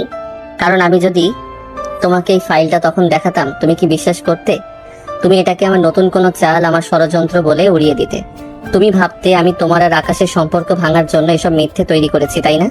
স্নেহা কোনো উত্তর দিতে পারলো না, কারণ আরিয়ান 100% সত্যি কথা বলেছে। সে সত্যি তাই ভাবতো। কিছু সত্য মানুষকে নিজের চোখে দেখতে হয় স্নেহা, কিছু যন্ত্রণা মানুষকে নিজে ভোগ করতে হয়। আমি তোমাকে সত্যটা বলতে পারতাম, কিন্তু বিশ্বাসটা তোমাকে নিজের ভেতর থেকেই অর্জন করতে হতো। আমি তোমাকে সেই সুযোগটা দিয়েছি। আমি চেয়েছিলাম তুমি নিজের চোখে দেখো তোমার স্বপ্নের রাজকুমার আসলে কেমন মানুষ। আমি চেয়েছিলাম তুমি নিজের কানে শোনো তার কাছে তোমার ভালোবাসার চেয়ে টাকার দাম অনেক বেশি। আরিয়ানের প্রতিটি কথা ছিল যুক্তিপূর্ণ এবং নির্মম ভাবে সত্য। তার এই কাজটা ছিল নিষ্ঠুর, কিন্তু এর পেছনে যে একটা কঠিন বাস্তবতা লুকিয়েছিল সেটা স্নেহা অস্বীকার করতে পারল না। সে আরিয়ানের কাছ থেকে সহানুভূতি বা সান্ত্বনা আশা করেনি, কিন্তু তার এই যুক্তির কাছে সে সম্পূর্ণভাবে পরাজিত হয়ে গেল। আপনি কি চান? মানে? আমার জীবনের সবচেয়ে বড় দুর্বলতা তো এখন শেষ। আমি তো এখন আপনার হাতের পুতুল, যা বলবেন তাই শুনবো, কোনো প্রতিবাদ করব না। এবার তো আপনি খুশি? এটা তো আপনি চেয়েছিলেন। স্নেহার কণ্ঠে ছিল তীব্র অভিমান আর কষ্ট। তার কথা শুনে আরিয়ানের চোয়াল শক্ত হয়ে গেল। সে উঠে দাঁড়িয়ে স্নেহার সামনে এসে দাঁড়ালো। আমি তোমাকে পুতুল বানাতে চাইনি স্নেহা, আমি চেয়েছিলাম তুমি আমার স্ত্রী হও। পুতুল প্রতিবাদ করে না, ভালোবাসতেও পারে না। আমি চেয়েছিলাম তুমি অতীতকে পেছনে ফেলে বর্তমানকে গ্রহণ করো। আরিয়ানের কথাগুলো স্নেহার ভেতরটা নাড়িয়ে দিল। লোকটার ভালোবাসার প্রকাশ করার পদ্ধতি হয়তো ভুল, হয়তো নিষ্ঠুর, কিন্তু তার কথার মধ্যে যে একটা তীব্র আবেগ লুকিয়ে আছে সেটাই প্রথমবার স্নেহা অনুভব করলো। সে আর কোনো কথা না বলে ফাইলটা হাতে নিয়ে নিজের ঘরের দিকে চলে গেল। সেই রাতটা ছিল স্নেহার জীবনের এক নতুন মোড়। সে তার অতীতকে বিদায় জানাচ্ছিল। সে আকাশের দেওয়া প্রতিটা স্মৃতি, প্রতিটা উপহার, প্রতিটা ছবি নিজের হাতে নষ্ট করে দিল। এই যন্ত্রণাটা ছিল মুক্তির, একটা বিষাক্ত অধ্যায় থেকে বেরিয়ে আসা যন্ত্রণা। সে কাঁদছিল, কিন্তু এবার তার কান্নাটা ছিল নিজেকে শুদ্ধ করার জন্য। আগুনের পুড়ে যেমন খাঁটি সোনা হয়, তেমনই বিশ্বাসভঙ্গের আগুনে পুড়ে স্নেহা যেন এক নতুন মানুষে পরিণত হচ্ছিল। সে বুঝতে পারছিল তার পুরনো জীবন শেষ, কিন্তু তার নতুন জীবনটা কেমন হবে? আরিয়ান চৌধুরীর স্ত্রী হিসেবে তার ভবিষ্যৎ কি? সে কি কোনোদিন এই মানুষটাকে বুঝতে পারবে, ভালোবাসতে পারবে, নাকি বাকি জীবনটা একটা আপোষ করেই কাটিয়ে দিতে হবে? হাজারো প্রশ্ন তার মনে ভিড় করেছিল, কিন্তু কোনোটারই উত্তর তার জানা ছিল না। এদিকে আকাশ নামক অধ্যায়টি জীবন থেকে মুছে ফেলার পর কয়টা দিন যেন এক ভারী নিঃসীম কুয়াশার মধ্যে কাটলো স্নেহা। তার পৃথিবীটা ছোট হয়ে গেছিল শোবার ঘরের ব্যালকনির সীমিত গণ্ডির মধ্যে। সে আর চিৎকার করতো না, প্রতিবাদ করতো না, এমনকি কাঁদতও না। তার ভেতরটা এতটাই ফাঁকা হয়ে গিয়েছিল যে কোনো আবেগই সেখানে আর জায়গা খুঁজে পাচ্ছিল না। আরিয়ান তার চারপাশে ঘুরতো এক নীরব ছায়ার মতো। তাদের মধ্যে যেটুকু কথা হতো তা ছিল প্রয়োজনের খাতিরে। খাবার দেওয়া হয়েছে, ওষুধটা খেয়ে নিও। আরিয়ানের জন্য পরিস্থিতিটা ছিল সম্পূর্ণ নতুন এবং অপ্রত্যাশিত। সে স্নেহার বিদ্রোহ, তার ঘৃণা, তার রাগের সাথে লড়াই করতে প্রস্তুত ছিল, কিন্তু এই নিস্তেজ প্রাণহীন নীরবতার সাথে কিভাবে লড়তে হয় তা তার জানা ছিল না। সে এক বিকেলে ঘরে ঢুকে দেখলো স্নেহা ব্যালকনিতে দাঁড়িয়ে বৃষ্টি দেখছে। বৃষ্টিতে তার শাড়ির আঁচল ভিজে একাকার, কিন্তু সেদিকে তার কোনো ভ্রুক্ষেপ নেই। এমন ভাবে দাঁড়িয়ে আছে যেন সে কোনো পাথরের মূর্তি। ভেতরে এসো স্নেহা, ঠান্ডা লেগে যাবে। স্নেহা কোনো জবাব না দিয়ে ঠিক এভাবেই দাঁড়িয়ে রইল। আরিয়ান এবার এগিয়ে এসে তার হাত ধরে তাকে ভেতরে নিয়ে এলো। স্নেহা কোনো বাধা দিল না, একটা পুতুলের মতো তার সাথে চলে এলো। এই বাধা না দেওয়াটা আরিয়ানের বুকে তীরের মতো বিঁধল। সে চেয়েছিল স্নেহা ঝটকা দিয়ে তার হাত ছাড়িয়ে দিক, চিৎকার করে বলুক আমাকে স্পর্শ করবেন না, কিন্তু এই নিঃশব্দ আত্মসমর্পণ ছিল পরাজয়ের চেয়েও ভয়ঙ্কর। কি সমস্যা তোমার? কেন এমন করছো? কেমন করছি? আমি তো আপনার নির্দেশ মতোই চলছি, চুপচাপ আছি, কোনো অভিযোগ করছি না। আর কি করতে হবে আমাকে? আমি তোমাকে জীবন্ত লাশ হয়ে থাকতে বলিনি, আমি চেয়েছিলাম তুমি স্বাভাবিক হও। স্বাভাবিক? কোনটা স্বাভাবিক আরিয়ান সাহেব? খাঁচায় বন্দি একটা পাখির জন্য কোনটা স্বাভাবিক আচরণ? মুক্তির জন্য ডানা ঝাপটানো, নাকি ভবিষ্যৎকে মেনে নিয়ে চুপচাপ বসে থাকা? আমি তো দুটোই চেষ্টা করে দেখলাম। প্রথমটায় আপনি আমাকে শাস্তি দিয়েছেন, আর দ্বিতীয়টায় আপনি অস্থির হচ্ছেন। আপনি বলুন আমাকে ঠিক কি করতে হবে? স্নেহারের প্রশ্নে আরিয়ানের কাছে কোনো উত্তর ছিল না। সে প্রথমবার বুঝতে পারলো সে আকাশের কাছ থেকে স্নেহাকে ছিনিয়ে নিতে পেরেছে ঠিকই, কিন্তু স্নেহার ভেতরে সে আগুনটাকেও সে নিভিয়ে দিয়েছে। যে তেজ, যে স্পর্ধা দেখে সে প্রথমবার স্নেহার প্রতি আকৃষ্ট হয়েছিল, সে তেজটাই আজ অনুপস্থিত। সে এক শূন্য খোলসকে জয় করেছে, তা স্নেহাকে নয়। এই উপলব্ধিটা আরিয়ানের ভেতরটাকে নাড়িয়ে দিল। এরপর দুদিন আরিয়ান বাড়িতে থেকেও স্নেহার সামনে আসেনি। সে নিজের স্টাডি রুমে নিজেকে প্রায় বন্দি করে রেখেছিল। সে ভাবছিল তার পরবর্তী পদক্ষেপ কি হবে। জোর করে, শাসন করে বা উপহার দিয়ে যে এই মেয়েটার মন পাওয়া যাবে না, তা সে বুঝে গিয়েছিল। তাকে এমন কিছু করতে হবে যা স্নেহার ভেতরে সে হারিয়ে যাওয়া সত্তাটাকে আবার জাগিয়ে তুলতে পারে। তৃতীয় দিন সকালে নাস্তার টেবিলে আরিয়ান এক নতুন প্রস্তাব নিয়ে এলো। আমি তোমার বাবার কোম্পানিটা পুরোপুরি নিজের অধীনে নিয়ে এসেছি। সমস্ত দেনা শোধ করে নতুন করে মূলধন বিনিয়োগ করেছি। কোম্পানি এখন স্থিতিশীল। স্নেহা চুপচাপ তার কথা শুনছিলেন। এসব খবরে তার মধ্যে কোনো প্রতিক্রিয়া হলো না। আমাদের কোম্পানির একটা চ্যারিটি উইং আছে, চৌধুরী ফাউন্ডেশন। আমরা অনেকগুলো স্কুল আর অনাথ আশ্রম চালাই। আমি চাই তুমি এই ফাউন্ডেশনের দায়িত্ব নাও। প্রস্তাবটা শুনে স্নেহা চমকে মুখ তুলে তাকালো। তার শূন্য চোখে প্রথমবারের মতো বিস্ময়ের ছাপ দেখা গেল। আপনি আমাকে অফিসের কাজ করতে বলছেন? হ্যাঁ, তুমি সারাদিন এই বাড়িতে একা একা বসে থেকে কি করবে? এর চেয়ে ভালো তুমি যদি কোনো গঠনমূলক কাজে নিজেকে ব্যস্ত রাখো। তোমার নিজের একটা পরিচয় তৈরি হবে, তুমি বাইরে বের হতে পারবে, মানুষের সাথে মিশতে পারবে। আর আপনার অদৃশ্য প্রহরীরা আমার চারপাশে ঘুরতে থাকবে, তাই তো? তোমার নিরাপত্তার প্রয়োজন আছে স্নেহা, সেটা আমি উপেক্ষা করতে পারবো না, কিন্তু আমি তোমার কাজে হস্তক্ষেপ করব না। ফাউন্ডেশনের সমস্ত সিদ্ধান্ত তুমি একাই নেবে, তোমার উপর আমার পূর্ণ বিশ্বাস আছে। স্নেহার মাথা কাজ করছিল না। এই প্রস্তাবটা ছিল এক ঝলক মুক্ত বাতাসের মতো, এই সোনার খাঁচা থেকে বের হওয়ার একটা সুযোগ। কিন্তু সে আরিয়ানকে বিশ্বাস করতে পারছিল না। এটা কি তার নতুন কোনো চাপ, তাকে নিয়ন্ত্রণের আরো আধুনিক কোনো কৌশল? কেন করছেন এসব? আমাকে নিয়ে আপনার নতুন কি পরিকল্পনা? স্নেহার সরাসরি প্রশ্নে আরিয়ানের মুখে কোনো বিরক্তি দেখা গেল না।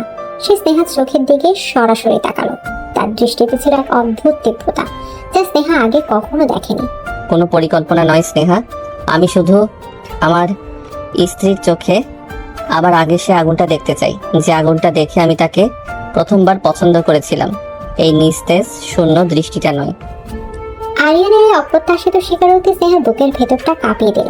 লোকটা তাহলে শুধু তার শরীর বা তার পরিচয়ের উপর আধিপত্য চায়নি, সে চেয়েছিল তার সেই বিদ্রোহী সত্তাটাকেও, যে সত্তাটাকে সে নিজেই ধীরে ধীরে শেষ করে দিয়েছে। আরিয়ানের এই জটিল রূপ স্নেহার কাছে এক দুর্বোধ্য ধাঁধার মতো মনে হলো। সে কি প্রস্তাবে রাজি হবে? এই সীমিত স্বাধীনতাটুকু কি তার জন্য নতুন কোনো ফাঁদ, নাকি সত্যি এক নতুন জীবনের সূচনা? স্নেহা কোনো উত্তর দিতে পারল না, শুধু আরিয়ানের চোখের দিকে তাকিয়ে তার ভেতরের আসল মানুষটাকে খোঁজার চেষ্টা করতে লাগলো। অনেক ভাবনার পর স্নেহা আরিয়ানের প্রস্তাবে রাজি হয়ে গেল। তার মনে ভয় ছিল, সন্দেহ ছিল, কিন্তু তার চেয়েও বেশি ছিল এই দম বন্ধ করা জীবন থেকে বাইরে বের হওয়ার তীব্র আকাঙ্ক্ষা। তার মনে হলো কাজ নিয়ে ব্যস্ত থাকলে হয়তো সে তার অতীতকে এবং বর্তমানের যন্ত্রণাগুলোকে কিছুটা হলেও ভুলতে পারবে। প্রথম দিন অফিসে যাওয়ার সময় স্নেহার ভেতরটা উত্তেজনায় আর ভয়ে দুরু দুরু করছিল।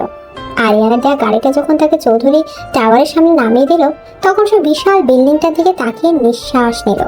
আরিয়ানার সাম্রাজ্য সত্যি আকাশ ছোঁয়া। ফাউন্ডেশনের অফিসটা ছিল বিল্ডিং এর 10ম তলায়, সুন্দর করে সাজানো ছিমছাম একটা অফিস। একজন অ্যাসিস্ট্যান্ট রিয়া তাকে সব বুঝিয়ে দেওয়ার জন্য অপেক্ষা করছিল। ম্যাম, আমি রিয়া। আপনার যে কোনো প্রয়োজনে আমাকে ডাকবেন। স্যার আপনার জন্য ফাউন্ডেশনের সব ফাইল গুছিয়ে রেখেছেন। স্নেহা তার নিজের কেবিনে এসে বসলো। কাঁচের দেয়ালের ওপাশে গোটা শহরটা দেখা যাচ্ছে। কয়েক মাস পর সে এমন ভাবে বাইরের পৃথিবীকে দেখলো, এই অনুভূতিটা ছিল অসাধারণ। সে কাজে ডুবে গেল। ফাইলপত্র দেখতে গিয়ে সব অবাক হলো। চৌধুরী ফাউন্ডেশন শুধু নামেই চ্যারিটি নয়, তারা সত্যি অনেক বড় পরিসরে কাজ করে। প্রত্যন্ত গ্রামে স্কুল তৈরি করা, অনাথ শিশুদের সমস্ত দায়িত্বে নেওয়া, গরিব রোগীদের চিকিৎসার ব্যবস্থা করা, তাদের কাজের পরিধি ছিল বিশাল। স্নেহা যত কাজের গভীরে ঢুকতে লাগলো, ততই সে এক নতুন জগৎ আবিষ্কার করলো। সে প্রজেক্টগুলো নিয়ে পড়াশোনা শুরু করলো, পুরোনো ফাইল ঘেটে খুঁতগুলো বের করার চেষ্টা করলো। কয়েকদিনের মধ্যে অফিসের সবাই তার কাছে মুগ্ধ হয়ে গেল। তারা যে শুধু বসের সুন্দরী স্ত্রীকে পেয়েছিল তা নয়, তারা একজন সত্যিকারের দায়িত্বশীল নেতা পেয়েছিল। এই প্রথমবার অনেকদিন পর স্নেহা নিজের গুরুত্ব অনুভব করলো। সে শুধু আরিয়ান চৌধুরীর স্ত্রী নয়, তার নিজেরও একটা পরিচয় আছে। অফিসে কাজের সূত্রে তাকে মাঝে মাঝে আরিয়ানের মুখোমুখি হতে হতো। সে এক নতুন আরিয়ানকে আবিষ্কার করলো। এই আরিয়ান তার সে অত্যাচারী পজিটিভ স্বামী নয়। এই আরিয়ান একজন বিচক্ষণ, বুদ্ধিমান এবং কঠিন পরিশ্রমী সিইও। সে দেখতো আরিয়ান কিভাবে তার কর্মচারীদের সাথে কথা বলে, কিভাবে বড় বড় ব্যবসায়িক সিদ্ধান্ত নেয়। তার ব্যক্তিত্বে একই সাথে ছিল কাঠিন্য এবং আকর্ষণ। কর্মচারীরা তাকে ভয় পেত, কিন্তু সম্মানও করত। স্নেহার অজান্তে তার মনের মধ্যে আরিয়ানের জন্য এক ধরনের সমীহ বোধ জন্ম নিচ্ছিল। একদিন এক জরুরি সমস্যা দেখা গেল। ফাউন্ডেশনের অধীনে থাকা এক অনাথ আশ্রমে হঠাৎ করে ফুড পয়জনিং এর কারণে বেশ কয়েকজন শিশু অসুস্থ হয়ে পড়েছে। খবরটা পাওয়া মাত্রই স্নেহা অস্থির হয়ে উঠল। সে দ্রুত হসপিটালে যোগাযোগ করলো, অ্যাম্বুলেন্সের ব্যবস্থা করলো, কিন্তু পরিস্থিতি সামাল দিতে গিয়ে সে দিশাহারা হয়ে পড়েছিল। রিয়া ভয় পেয়ে আরিয়ানকে খবরটা দিয়ে দিল। স্নেহা ভেবেছিল আরিয়ান হয়তো তাকে অযোগ্য বলে তিরস্কার করবে, কিন্তু মিনিট 10 মধ্যে আরিয়ান তার পুরো টিম নিয়ে হাজির হলো। সে স্নেহার উপর রাগ না করে অত্যন্ত ঠান্ডা মাথায় পরিস্থিতিটা নিজের নিয়ন্ত্রণে নিল। তুমি ঠিক আছো? ঘাবড়াবে না, আমি শহরের সেরা চাইল্ড স্পেশালিস্টদের পাঠাচ্ছি। মিডিয়াকে সামলানোর জন্য আমাদের পিআর টিম কাজ করছে। তুমি শুধু বাচ্চাদের কাছে থাকো, তাদের মানসিক জোর দেওয়াটা এখন সবচেয়ে জরুরি। স্নেহা অবাক হয়ে দেখলো আরিয়ান কত দ্রুত এবং নিখুঁত ভাবে সবকিছু সামলে নিচ্ছে। সে শুধু নির্দেশ দিচ্ছিল না, নিজে দাঁড়িয়ে থেকে সব কাজ তদারকি করছিল। তার এই পেশাদার এবং দায়িত্বশীল রূপটা স্নেহা আগে কখনোই দেখেনি। তারা দুজন মিলে সারা রাত হসপিটাল জেগে রইল। বাচ্চাদের অবস্থা স্থিতিশীল হওয়ার পর ভোরের দিকে তার অফিসের দিকে রওনা হলো। আরিয়ানের কেবিনে বসে তারা দুজনেই ক্লান্ত শরীরে কফি খাচ্ছিল। বাইরের আকাশ ফর্সা হয়ে আসছে। দুজনের মধ্যে ছিল এক অদ্ভুত নীরবতা। ধন্যবাদ। আজ আপনি না থাকলে আমি হয়তো কিছু সামলাতে পারতাম না। তুমি বেশ ভালো কাজ করছিলে। প্রথমবার হিসেবে এতটা শীতল থাকা সহজ নয়। আমি শুধু আমার অভিজ্ঞতাকে কাজে লাগিয়েছি। আরিয়ানের প্রশংসায় স্নেহা কিছুটা অবাক হলো। এই ফাউন্ডেশনটা আমার খুব কাছের। আমার মা আরিয়ান কথাটা শুরু করে থেমে গেল। সে নিজের ব্যক্তিগত কথা সাধারণ কারোর সাথে শেয়ার করে না। আপনার মা? আমার মা একটা অনাথ আশ্রমে বড় হয়েছিলেন। তিনি সবসময় বলতেন, যারা সুযোগ পায়নি তাদের জন্য কিছু করাটা আমাদের দায়িত্ব, বিলাসিতা নয়। এই ফাউন্ডেশনটা তার স্বপ্ন ছিল। এই প্রথমবার আরিয়ান তার ব্যক্তিগত জীবনের কোনো কথা স্নেহাকে বলল। তার কঠিন মুখোশের আড়ালে লুকিয়ে থাকা একটা নরম হৃদয়ের আভাস পেল স্নেহা। যে মানুষটাকে সে এতদিন শুধু একজন অত্যাচার হিসেবে চিনে এসেছে, তার ভেতরেও যে একটা অন্য মানুষ বাস করে, যার নিজেরও একটা অতীত আছে, যন্ত্রণা আছে, এই উপলব্ধিটা স্নেহার মনকে নাড়িয়ে দিল। সে আরিয়ানের সম্পর্কে আরো কিছু জানার জন্য মুখ খুলতে যাচ্ছিল, ঠিক তখনই আরিয়ানের ফোনটা বেজে উঠলো। হ্যালো, হ্যাঁ রিপোর্টটা আমার টেবিলে চাই 1 ঘন্টার মধ্যে। ফোন ধরার সাথে সাথেই আরিয়ানের কণ্ঠস্বর আবার আগের মতো কঠিন এবং আবেগহীন হয়ে গেল। তার মুখের কোমল ভাবটা মিলিয়ে গিয়ে সেখানে ফুটে উঠল সেই পরিচিত সিইও ছাপ। মুখোশটা আবার যথাস্থানে ফিরে এসেছে। স্নেহা তাকিয়ে রইল। এই মুহূর্তে নরম মানুষটা আর ফোনের কঠিন মানুষটা, কোনটা আসলে আরিয়ান চৌধুরী? তার মনে হলো এই একটা মহা সমুদ্রের তীরে দাঁড়িয়ে আছে, যার গভীরতা মাপা প্রায় অসম্ভব। এদিকে অনাথ আশ্রমে সেই রাতের পর থেকে স্নেহা আর আরিয়ানের মধ্যকার অদৃশ্য দেয়ালটা যেন কিছুটা পাতলা হয়ে এসেছিল। তাদের মধ্যে আগের মতো সেই দম বন্ধ করা নীরবতা ছিল না, বরং এক ধরনের শান্ত পেশাদারি সম্পর্ক তৈরি হয়েছিল। স্নেহা এখন তার কাজ নিয়ে ভীষণ ব্যস্ত। ফাউন্ডেশনের দায়িত্ব নেওয়ার পর সে যেন নতুন করে নিজেকে খুঁজে পেয়েছিল। তার ভেতরের আত্মবিশ্বাসটা ধীরে ধীরে ফিরে আসছিল। আরিয়ান দূর থেকে সব কিছু লক্ষ্য করত। স্নেহার এই পরিবর্তনটা তার ভেতরে এক ধরনের অনাস্বাদিত প্রশান্তি এনে দিত। সে বুঝতে পারছিল তার সিদ্ধান্তটা ভুল ছিল না। একদিন সন্ধ্যায় আরিয়ান বাড়ি ফিরে স্নেহাকে জানালো তাদের একটা অনুষ্ঠানে যেতে হবে। আমার একজন পুরনো বিজনেস পার্টনার জনাব হাশমি তার মেয়ের বিয়েতে আমাদের দুজনকেই বিশেষভাবে নিমন্ত্রণ করেছেন। এটা এড়িয়ে যাওয়ার কোনো উপায় নেই। পরশুদিন অনুষ্ঠান। আমাকে কি সত্যি যেতে হবে? হ্যাঁ, তুমি আমার স্ত্রী। এ ধরনের সামাজিক অনুষ্ঠানে তোমার উপস্থিতিটা জরুরি। লোকে নানা কথা বলবে। স্নেহা আর কিছু বলল না। সে জানতো তর্ক করে লাভ নেই। তাছাড়া ফাউন্ডেশনের প্রধান হিসেবে তারও এখন একটা সামাজিক পরিস্থিতি তৈরি হয়েছে। জনসমক্ষে আরিয়ানের সুখী স্ত্রী হিসেবে অভিনয় করাটা তার কাছে বিরক্তিকর মনে হলো। সে বাস্তবতাকে মেনে নিল। পরদিন বিকালে দেশের সেরা একজন ডিজাইনার তার জন্য অনুষ্ঠানের পোশাক নিয়ে হাজির হলো। আরিয়ান তাকে ফোন করে পাঠিয়েছিল। তাই সবুজ রঙের এক অসাধারণ সুন্দর শাড়ি, সাথে মানানসই হীরের গয়না। অনুষ্ঠানের দিন সন্ধ্যায় তৈরি হয়ে স্নেহা যখন আয়নার সামনে দাঁড়ালো, সে নিজেই নিজেকে দেখে অবাক হয়ে গেল। শাড়িটার রং তার গায়ের রঙের সাথে অদ্ভুতভাবে মিশে গিয়ে এক রাজকীয় সৌন্দর্য তৈরি করেছে। গত কয়েক মাসে কাজের আত্মবিশ্বাস তার চেহারায় এক নতুন দ্যুতি এনেছিল। সে যখন ঘর থেকে বেরিয়ে এলো, আরিয়ান ড্রয়িং রুমে দাঁড়িয়ে ফোনে কথা বলছিল। স্নেহাকে দেখে তার কথা বলা থেমে গেল। কয়েক মুহূর্তের জন্য সে স্নেহার দিক থেকে চোখ ফেরাতে পারল না। তার চোখে ছিল মুগ্ধতা, যা সে খুব দ্রুতই লুকিয়ে ফেলল। চলো, দেরি হয়ে যাচ্ছে। অনুষ্ঠানের জায়গাটা ছিল শহরের সবচেয়ে বিলাসবহুল 5 তারা হোটেল। চারদিকে জৌলুস আর অভিজাত্যের ছড়াছড়ি। গাড়ি থেকে নামার পর থেকে আরিয়ান স্নেহার জন্য গাড়ির দরজা খুলে দেয়া, তার হাত ধরে ভেতরে প্রবেশ করা, একজন নিখুঁত স্বামীর ভূমিকা পালন করতে শুরু করলো।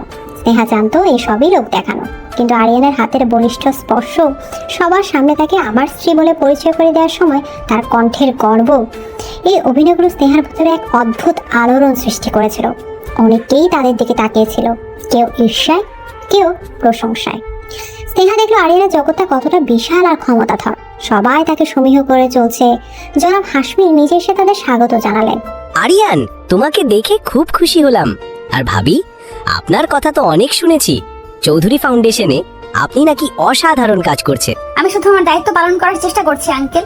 কিছুক্ষণ পর একজন বয়স্ক ভদ্রলোক তাদের দিকে এগিয়ে এলেন। তিনি ছিলেন আরিয়ানের বাবার বন্ধু। আরিয়ান, বাবা কেমন আছো? আর একে তোমার স্ত্রী? খুব মিষ্টি মেয়ে। জানো মা, এই আরিয়ানকে আমি ছোটবেলা থেকে দেখছি। ওর মা রাবিয়া আমার বোনের মতো ছিল। বড় ভালো মানুষ ছিল সে। মারা যাওয়ার পর থেকেই ছেলেটা কেমন যেন চুপচাপ হয়ে গেল। নিজের চারপাশে এমন দেওয়াল তুলে নিল যে কারো পক্ষে আর সে দেওয়াল ভাঙা সম্ভব হলো না। তোমাকে ওর পাশে দেখে আজ খুব ভালো লাগছে।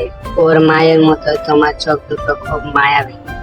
ভদ্রলোকের কথাগুলো স্নেহার বুকের গভীরে গিয়ে লাগলো। সে আরিয়ানের দিকে তাকালো। আরিয়ানের মুখটা কঠিন হয়ে উঠেছে। সে হয়তো চাইছে না তার অতীত নিয়ে কেউ আলোচনা করুক, কিন্তু স্নেহা প্রথমবারের মতো আরিয়ানের সেই কঠিন ব্যক্তিত্বের পরিচয়ের কারণটা কিছুটা হলেও আঁচ করতে পারলো। অনুষ্ঠানের এক পর্যায়ে হোস্ট স্টেজে উঠে নবদম্পতির পর আরিয়ান আর স্নেহাকেও নাচ করার জন্য অনুরোধ করলেন। স্নেহার তো আত্মারাম খাঁচ কাটা হওয়ার জোগাড়। সে আরিয়ানের দিকে অসহায়ভাবে তাকালো। না বলার কোনো উপায় নেই স্নেহা, এটা শুধু একটা নাচ। হাসি মুখে আমার সাথে চলো। আরিয়ান তাকে হাত ধরে ডান্স ফ্লোরের দিকে নিয়ে গেল। মৃদু আলো, রোমান্টিক সুর। আরিয়ান এক হাত স্নেহায় কোমরে রাখলো, অন্য হাত দিয়ে তার হাতটা ধরলো। স্নেহার সমস্ত শরীর শক্ত হয়েছিল, কিন্তু আরিয়ানের বলিষ্ঠ নেতৃত্বে সে নাচের ছন্দে ধীরে ধীরে তাল মেলাতে শুরু করলো। তাদের মধ্যে দূরত্ব ছিল খুবই কম। স্নেহা আরিয়ানের পারফিউমের চেনা গন্ধটা পাচ্ছিল। সে মুখ তুলে তাকাতেই দেখলো আরিয়ান তার দিকেই তাকিয়ে আছে, কিন্তু সেই চোখে আজ শাসন বা অধিকার ছিল না, ছিল এক গভীর অপলক দৃষ্টি। সেই দৃষ্টিতে কি ছিল স্নেহা পড়তে পারলো না, কিন্তু তার বুকের ভেতরটা ধুপ করে উঠলো। কয়েক মুহূর্তের জন্য তার মনে হলো চারপাশের পৃথিবীটা থেমে গেছে, তারা ছাড়া আর কেউ নেই। নাচ শেষ হতেই ঘোরটা কেটে গেল। তারা যখন নিজেদের টেবিলের দিকে ফিরে আসছিল, তখন আরিয়ানের একজন ব্যবসায়িক প্রতিপক্ষ জনাব সিনহা তাদের পথ আটকালো। কি খবর চৌধুরী? বাবাকে ডুবিয়ে এখন জামাইয়ের পয়সায় বেশ ভালোই তো আছো মিসেস চৌধুরী। একেই বলে ভাগ্য। কথাটা স্নেহার বুকে ছুরির মতো বিঁধল। তার বাবা তার সবচেয়ে দুর্বল জায়গা। তার চোখ দুটো অপমানে ভিজে উঠল। এই কিছু বলার আগে আরিয়ান এক পা সামনে এগিয়ে এলো। তার শরীরে ভাষায় এক বড় শীতল হিংস্রতা ফুটে উঠল। সিনহা, আমার স্ত্রীর বাবা বা আমার শ্বশুরকে নিয়ে কথা বলার আগে নিজের কোম্পানি শেয়ারের দামটা একবার দেখে নেবেন। আমি যদি চাই তাহলে কাল সকালে আপনাকে দেউলিয়া ঘোষণা করার জন্য আপনার কোম্পানি গেটে তালা ঝোলাতে পারি। আর আমার স্ত্রীর সম্মানহানি করার শাস্তি কি হতে পারে সেটা নিশ্চয়ই আপনি কল্পনাও করতে চাইবেন না। পথ ছাড়ুন। আরিয়ানের কণ্ঠস্বর এতটা শীতল আর বিপজ্জনক ছিল যে জনাব সিনহার মুখের হাসিটা মুহূর্তে উবে গেল। সে ভয়ে এক পা সরে দাঁড়ালো। আরিয়ান স্নেহাকে নিয়ে সেখান থেকে চলে এলো। স্নেহা হতবাক হয়ে আরিয়ানের দিকে তাকিয়েছিল। লোকটা এইমাত্র তার জন্য তার বাবার সম্মানের জন্য এমন ভাবে লড়লো যে সে কল্পনা করতে পারেনি। সে শুধু তার সম্পত্তি বা নিজের সম্মান রক্ষা করেনি, সে সরাসরি স্নেহাকে রক্ষা করেছে। এই উপলব্ধিটা তার কাছে ছিল একেবারে নতুন এবং বিস্ময়কর। এদিকে পার্টি থেকে বাড়ি ফেরার পুরো পথটা স্নেহা আর আরিয়ান একটাও কথা বলল না। গাড়ির ভেতর বিরাজ করছিল এক ভারী নিস্তব্ধতা, কিন্তু এই নিস্তব্ধতা আগের মতো অস্বস্তিকর ছিল না। এর মধ্যে ছিল এক অব্যক্ত বোঝাপড়া। স্নেহার মাথায় বারবার জনাব সিনহার সাথে হওয়া ঘটনাটা ঘুরপাক খাচ্ছিল। আরিয়ানের সেই রক্ষকের রূপটা সে কোনোভাবেই ভুলতে পারছিল না। মেনশনে ফিরে স্নেহা নিজের ঘরে না গিয়ে আরিয়ানের পেছন পেছন তার স্টাডি রুমের দিকে এগিয়ে গেল। আরিয়ান ঘরে ঢুকে টাইয়ের নটটা আলগা করতে করতে ঘুরে দাঁড়ালো স্নেহাকে দেখে। কিছু বলবে? কেন করলেন ওটা? কি করেছি? পার্টিতে জনাব সিনহার সাথে আমার জন্য, আমার বাবার সম্মানের জন্য আপনি কেন লড়লেন? স্নেহার এই সরাসরি প্রশ্নটা আরিয়ানকে কিছুটা অপ্রস্তুত করে দিল। সে এমনটা আশা করেনি। সে কয়েক মুহূর্ত চুপ করে থেকে একটা চেয়ারে বসলো এবং স্নেহাকেও ইশারায় বসতে বলল। কারণ তুমি আমার স্ত্রী, আর তোমার সম্মান মানে আমার সম্মান। এর মধ্যে অবাক হওয়ার মতো কিছু নেই। না, এটা শুধু সম্মানের ব্যাপার ছিল না। আপনার চোখে আমি অন্য কিছু দেখেছি। আপনি সেদিন শুধু নিজের সম্মান বাঁচাননি। স্নেহার এই গভীর পর্যবেক্ষণ আরিয়ানকে নাড়িয়ে দিল। সে বুঝতে পারলো এই মেয়েটাকে আর ফাঁকি দেওয়া যাবে না। সে অনেকক্ষণ ধরে স্নেহা চোখের দিকে তাকিয়ে রইল, যেন তার ভেতরের সবটুকু পড়ে ফেলার চেষ্টা করছে। তারপর একটা দীর্ঘশ্বাস ফেলে সে উঠে দাঁড়ালো এবং ঘরের অন্য প্রান্তে থাকা একটা পুরনো কাঠের সিন্ধুকের দিকে এগিয়ে গেল। তুমি আমার সম্পর্কে জানতে চাও, তাই না? জানতে চাও আমি কেন এমন, কেন আমি এতটা পজিটিভ, এতটা নিয়ন্ত্রণ করতে ভালোবাসি? স্নেহা নীরবে মাথা নাড়ল। আরিয়ান সিন্ধুকটা খুলে ভেতর থেকে একটা ধুলো মাখা চামড়ায় বাঁধানো অ্যালবাম বের করে আনলো। সেই অ্যালবামটা নিয়ে সে স্নেহার সামনে টেবিলে রাখলো। এই আমার মা, রাবেয়া চৌধুরী। স্নেহা দেখলো এক অসাধারণ সুন্দরী মায়াবী চেহারার মহিলার ছবি। তার হাসির সাথে আরিয়ানের হাসির অদ্ভুত মিল। আমার বাবা মাকে ভালোবাসতেন, কিন্তু তিনি ছিলেন দুর্বল প্রকৃতির মানুষ। তিনি ব্যবসার জগৎটাকে সামলাতে পারতেন না। আমাদের অনেক শত্রু ছিল, তারা বাবাকে দুর্বল পেয়ে বারবার আক্রমণ করত, আর সেই আক্রমণের সবচেয়ে সহজ শিকার হতেন আমার মা।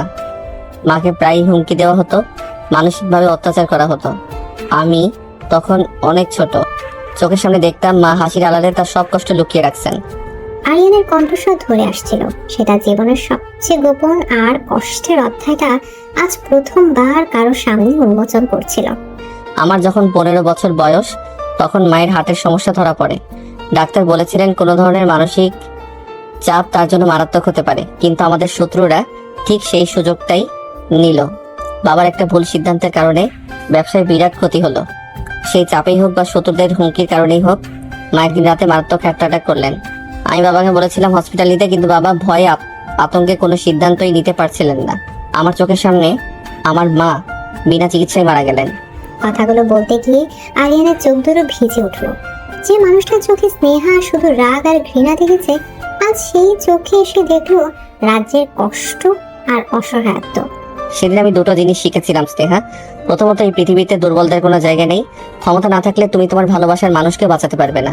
আর দ্বিতীয়ত, আমি যা কিছু ভালোবাসি, যা কিছু আমার, তাকে রক্ষা করার দায়িত্ব সম্পূর্ণ আমার। আমি আর কোনোদিনও কাউকে হারানোর ঝুঁকি নেব না। তাই আমি নিজেকে এতটা কঠিন বানিয়েছি, এতটা শক্তিশালী করেছি, যাতে কেউ আমার কোনো প্রিয় জিনিসের দিকে চোখ তুলে তাকাতেও সাহস না পায়। এবার স্নেহা সবকিছু বুঝতে পারলো।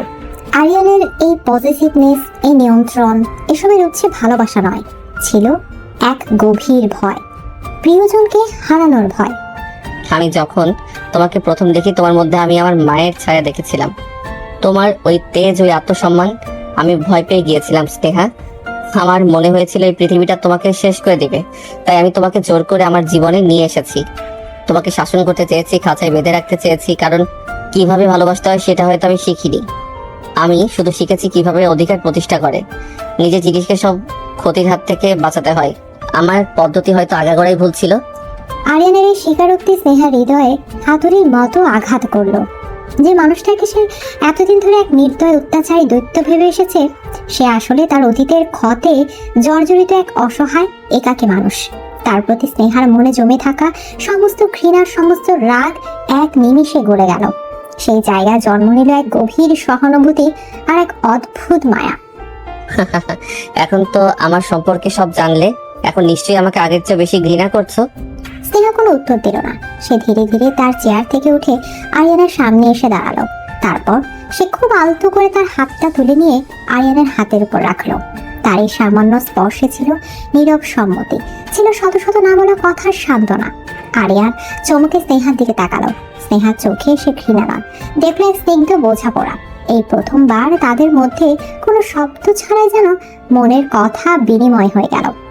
স্নেহার সেই ছোট্ট স্পর্শটা আরিয়ানের কঠিন আবরণের উপর যেন এক মৃদু কিন্তু শক্তিশালী আঘাত ছিল। যে মানুষটা গোটা পৃথিবীকে তার আঙ্গুলের ডগায় না যায়, সে এক মুহূর্তের জন্য বাকরুদ্ধ হয়ে গিয়েছিল। তার মনে হলো বহু বছর পর কেউ তার ভেতরের সেই ক্ষতবিক্ষত সত্তাটাকে ঘৃণা বা ভয় দিয়ে নয়, বরং একরাশ বোঝাপড়া দিয়ে স্পর্শ করলো। সে ধীরে ধীরে তার হাতটা সরিয়ে নিল, কিন্তু স্নেহা সেই স্পর্শের উষ্ণতাটুকু যেন তার চামড়া লেপ্টে রইল। সেই রাতে আর কোনো কথা হলো না। দীর্ঘ সময় ধরে জমে থাকা বরফটা অবশেষে গলতে শুরু করেছিল। পরদিন সকাল থেকে চৌধুরী মেনশনের পরিবেশটা ছিল অদ্ভুত রকম শান্ত। সেই দম বন্ধ করা উত্তেজনা বা শীতল নীরবতা কোনোটাই ছিল না। তার বদলে ছিল এক ধরনের দ্বিধাগ্রস্ত সচেতনতা। নাস্তার টেবিলে আরিয়ান যখন স্নেহার প্লেটে খাবার তুলে দিচ্ছিল, তখন তাদের আঙ্গুলগুলো আলতো করে ছুঁয়ে গেল। দুজনের শরীরেই যেন এক হালকা বিদ্যুতের স্রোত বয়ে গেল। তারা দ্রুত চোখ সরিয়ে নিল, কিন্তু দুজনের মুখেই ছিল এক চাপা রক্তিম আভা। আরিয়ানের আচরণে সূক্ষ্ম কিন্তু স্পষ্ট পরিবর্তন আসতে শুরু করলো। সে এখন আর স্নেহাকে আদেশ করতো না, বরং তার মতামত চাইতো।